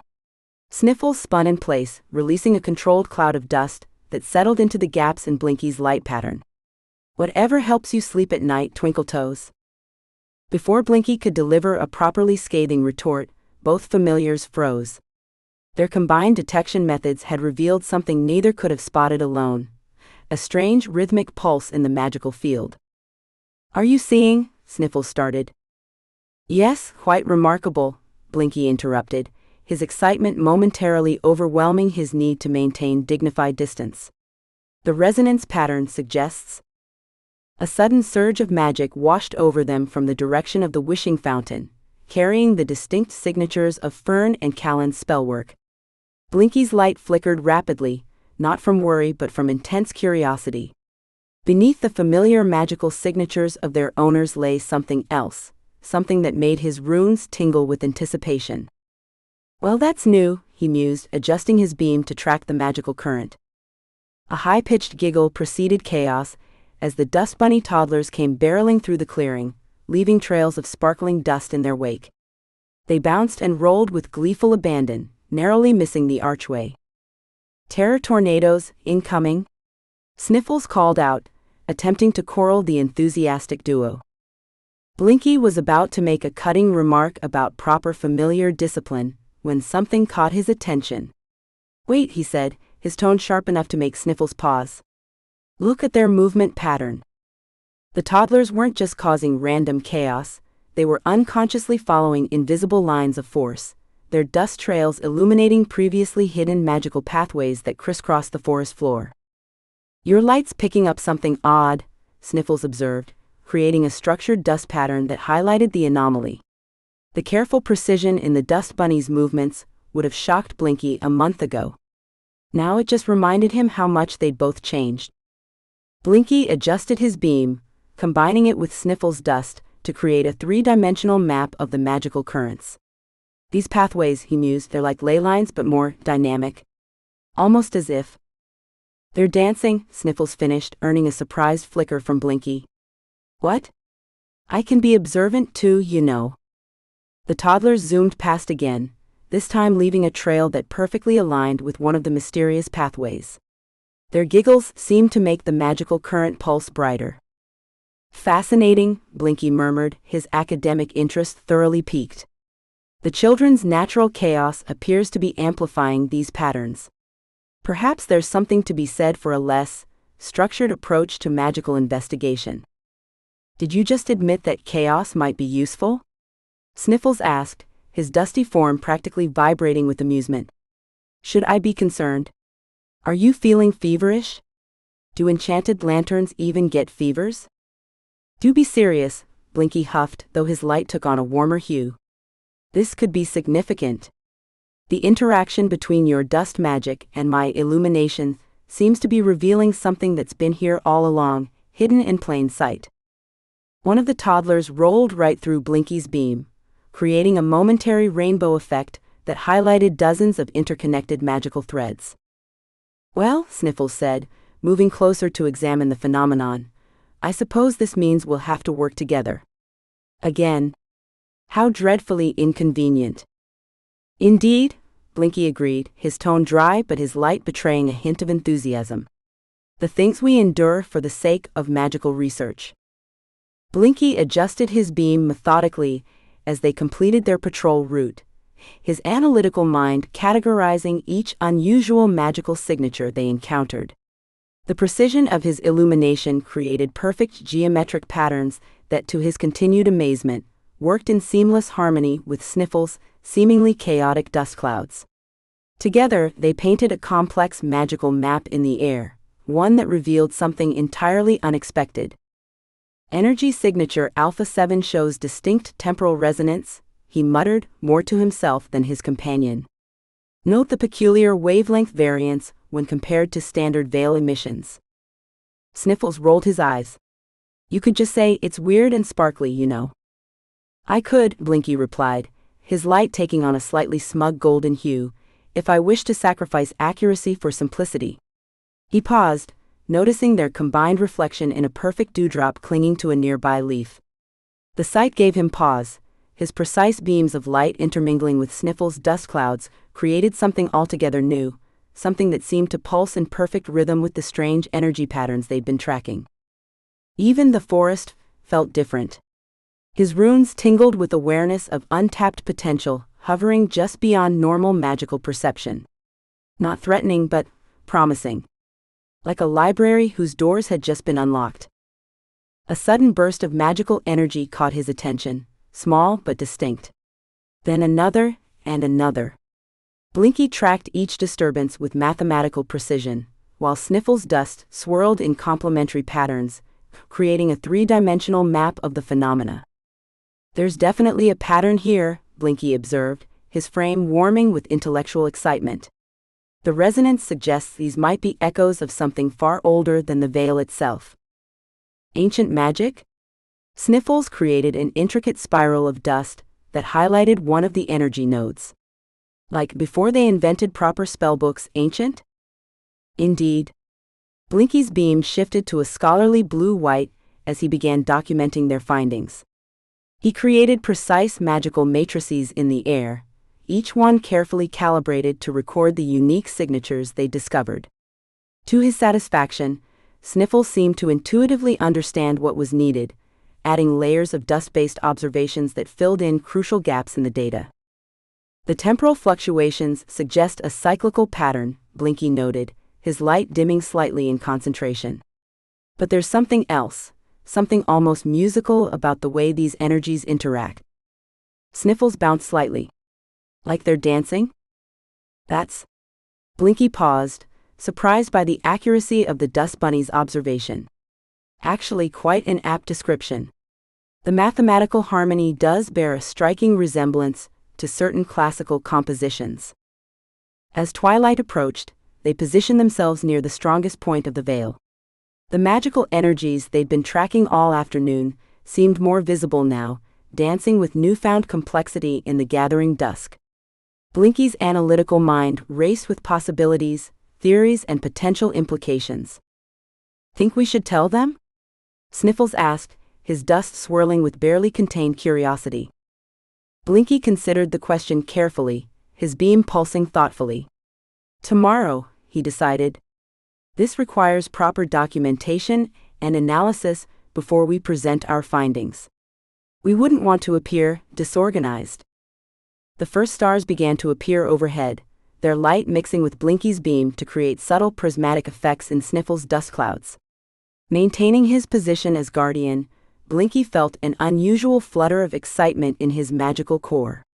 This was something new, something unexplored, and for once he found himself appreciating the value of having a less conventional partner in this discovery. With deliberate precision, he created one final diagnostic pattern, carefully leaving spaces in his illumination grid. Without prompting, Sniffles' dust filled those gaps perfectly, their combined magic revealing yet another layer of the mysterious energy field. Your chaos does have its uses, Blinky admitted, his tone carefully neutral despite the warm amber tint to his light. Occasionally. And your obsessive need for order isn't completely awful, Sniffles replied, creating a perfectly symmetrical dust pattern just to be contrary. Sometimes. Chapter 10, A Magical Accord. Sniffles rolled along the weathered stone of the archway, his dusty form condensing and expanding as he tracked the faint magical signatures they'd discovered yesterday. The ancient runes carved into the stone glowed softly under Blinky's illumination, creating an ethereal pattern that Sniffles' dust particles couldn't help but mirror. Not that he was trying to match the lantern's light show or anything, it just happened naturally these days, much to his annoyance. "If we're going to keep doing this," Sniffles grumbled, his dust swirling into a perfect replica of Blinky's most pompous light pattern from last week, "we need ground rules." He watched as Blinky's beam flickered rapidly. That particular flutter could mean either amusement or irritation. After weeks of working together, Sniffles still couldn't always tell the difference, though he'd never admit to wanting to learn. A high-pitched giggle erupted behind them, followed by the unmistakable whoosh of the dust bunny toddlers zooming past. They spun in tight circles, their trails of sparkly dust creating abstract patterns in the air. Sniffles barely had time to puff up in alarm before Blinky's light formed a curved barrier, perfectly complementing the dust shield Sniffles instinctively threw up. Together, they managed to contain the chaos before the toddlers could disturb the more sensitive magical readings. Their eyes met, Sniffles' glowing orbs and Blinky's central beam, in a moment of grudging appreciation. Working together was getting easier, though neither of them would say it out loud. Sniffles turned back to the archway, using his dust particles to sketch out his concerns about the new magical anomalies they'd been tracking. His normally chaotic swirls formed precise patterns, showing how the energy signatures had shifted over the past few days. When he noticed Blinky's beam softening with understanding, he quickly added, "Not that I care. But you know how Fern gets, all excitement, no planning.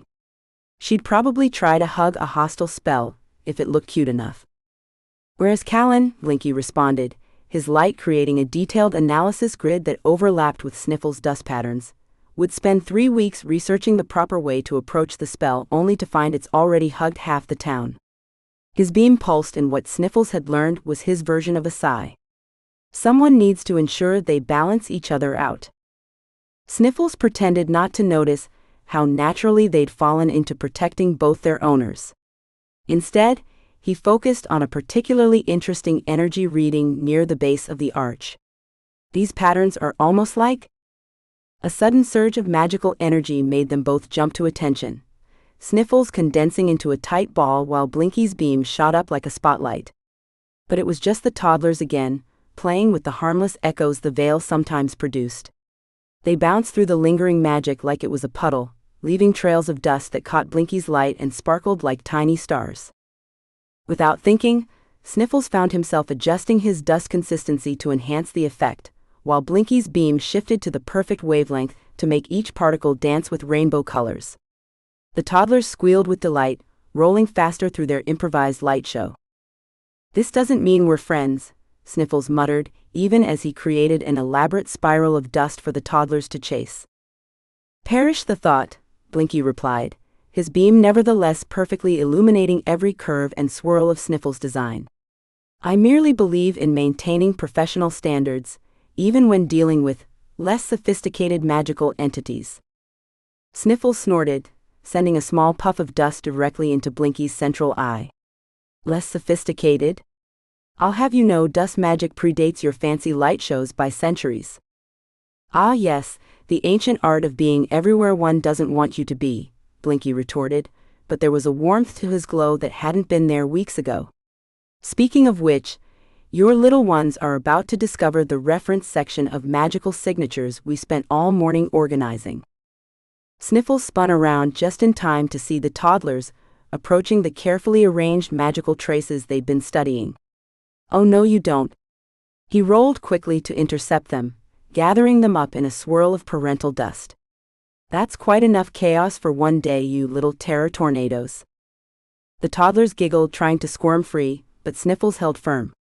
Blinky's light created a gentle barrier around them all, herding them away from the more sensitive areas of their work.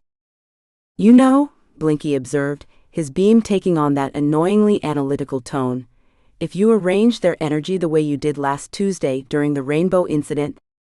"I do not need advice on dust bunny wrangling from a glorified candle," Sniffles interrupted, though he was already adjusting his dust pattern to match Blinky's suggestion. The toddlers immediately settled, mesmerized by the new configuration of light and dust. Sniffles gathered his dust particles into a deliberately prim formation, mimicking the fussy way Blinky organized his light beams during their research sessions.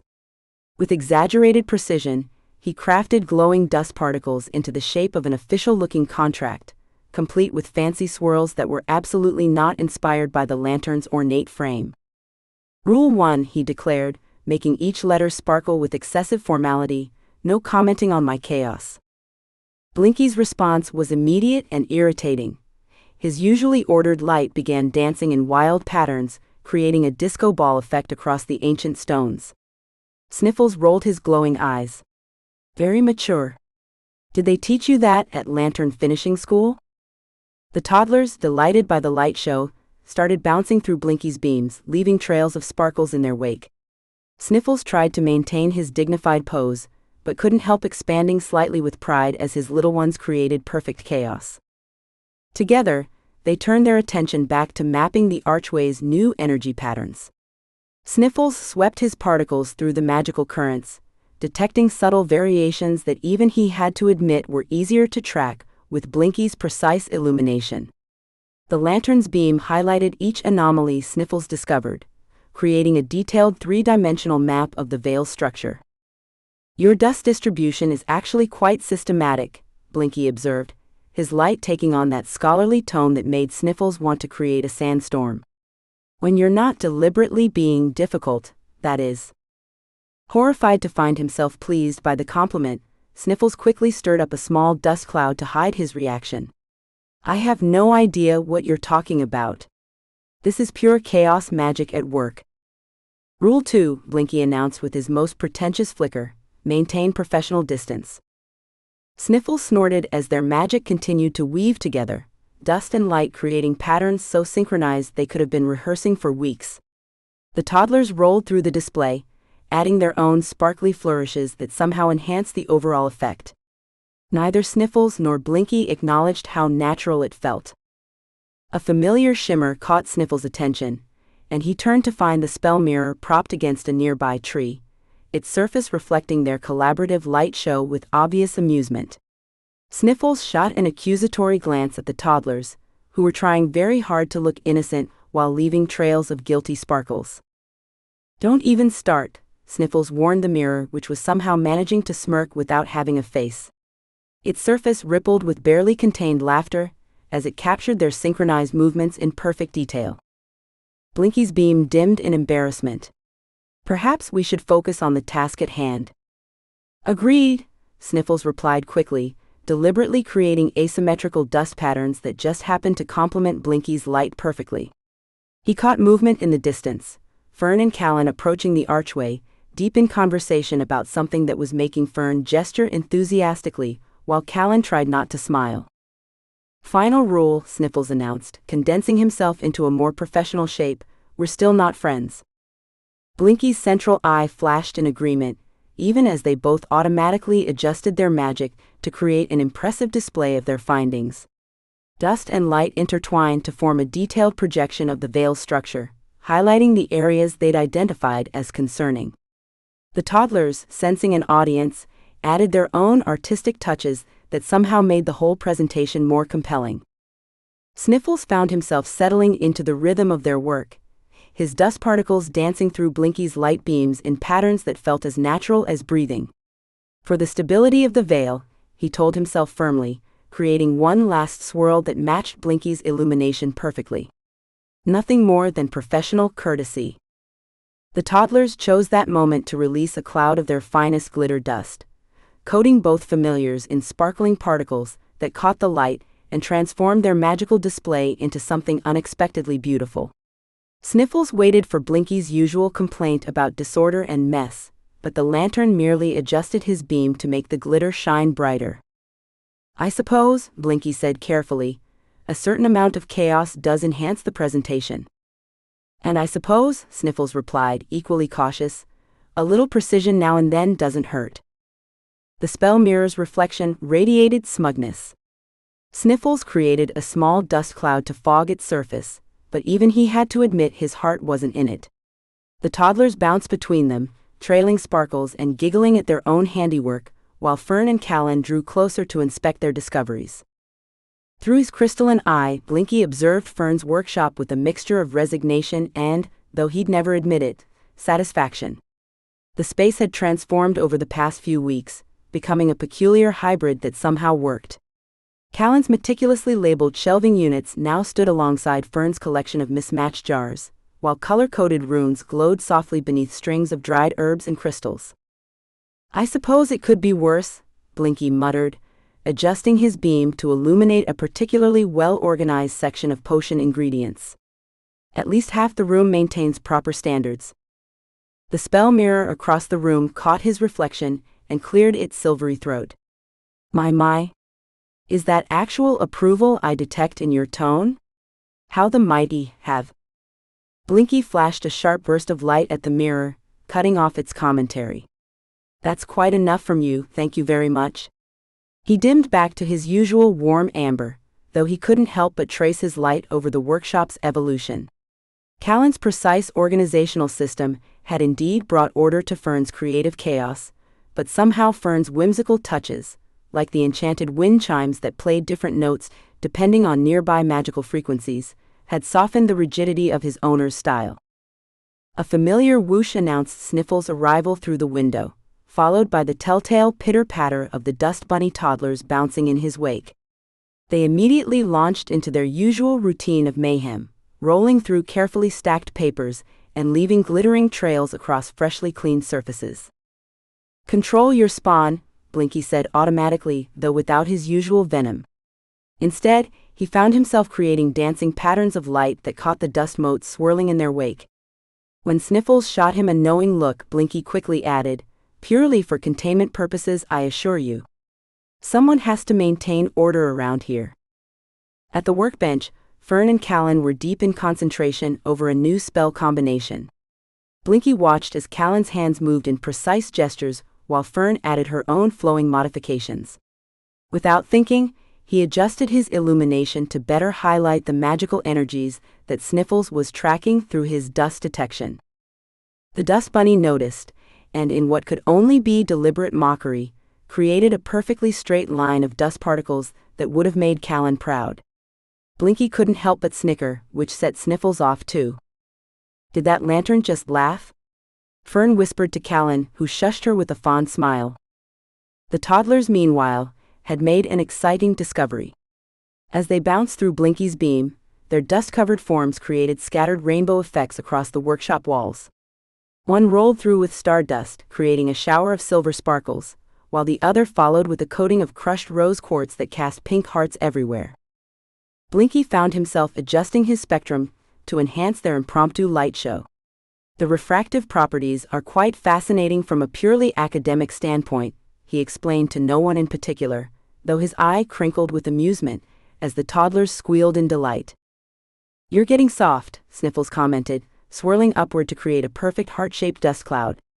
Before Blinky could protest, the heart morphed into something resembling a chaotic spiral with eyes. "I most certainly am not," Blinky replied, straightening his frame and projecting a beam so pristine it could have sliced through butter. "I simply recognize the value of controlled chaos in certain educational contexts." Sniffles rolled his eyes. "Right? Educational. That's why you were making rainbow unicorns on the wall earlier."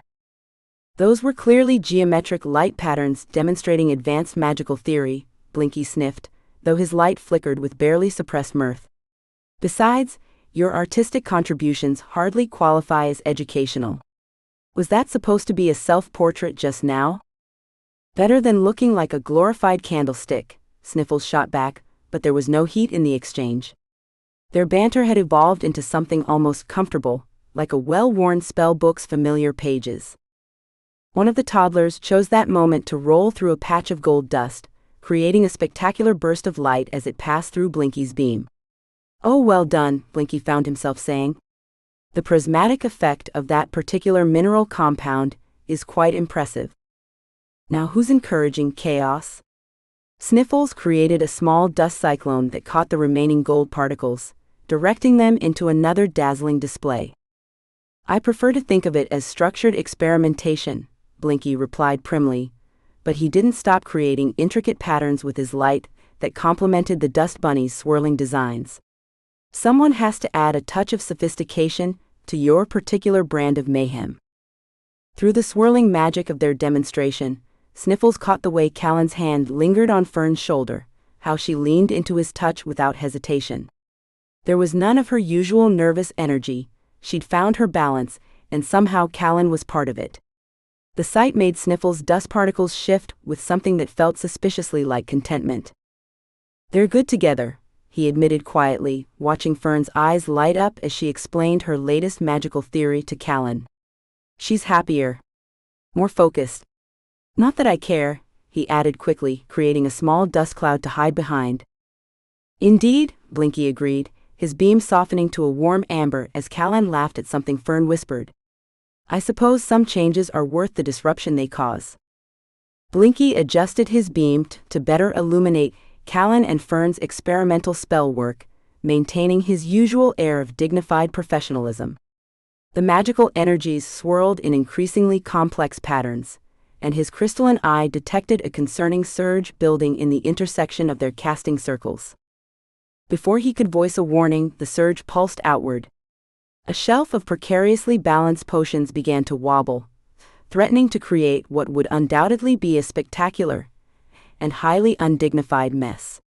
Without thinking, Blinky projected a stabilizing light barrier while Sniffles simultaneously whirled upward, creating a cushioning cloud of dust that caught several teetering vials.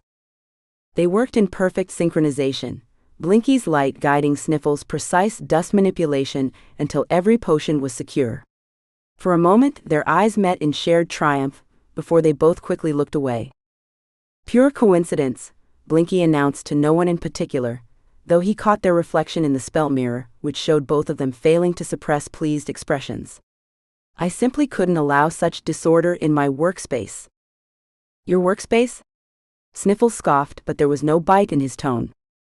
Later, as the afternoon light filtered through the workshop windows, Blinky began his meticulous evening status report. He developed a new format that, quite accidentally, left space for Sniffles' observations, which, though chaotically presented, often proved surprisingly insightful.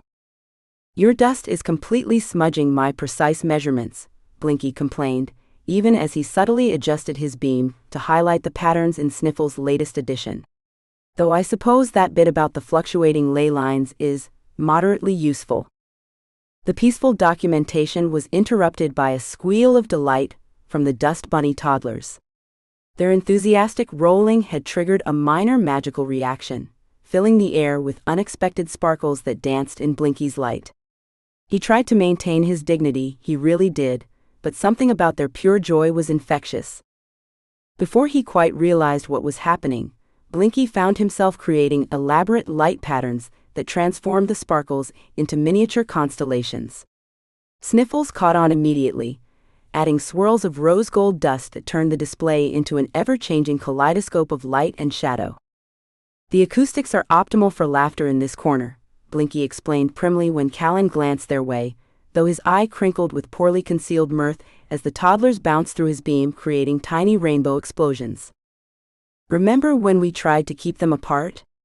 Sniffles mused later, as they watched their owners seamlessly combining a stabilizing charm with a growth spell. The question caught Blinky off guard, and his beam softened with understanding. "We were perhaps a trifle overprotective," he admitted, watching Callan's precise gestures complement Fern's intuitive casting style. Their differences, like those of their familiars, had become strengths rather than obstacles. The workshop filled with the warm glow of sunset, and Blinky found himself automatically adjusting his illumination to blend with the natural light. Sniffles' dust caught the rays, creating gentle swirls that looked almost deliberate in their grace. Blinky realized, with mild alarm, that he was actually looking forward to their evening patrol, not that he'd ever voiced such a sentiment.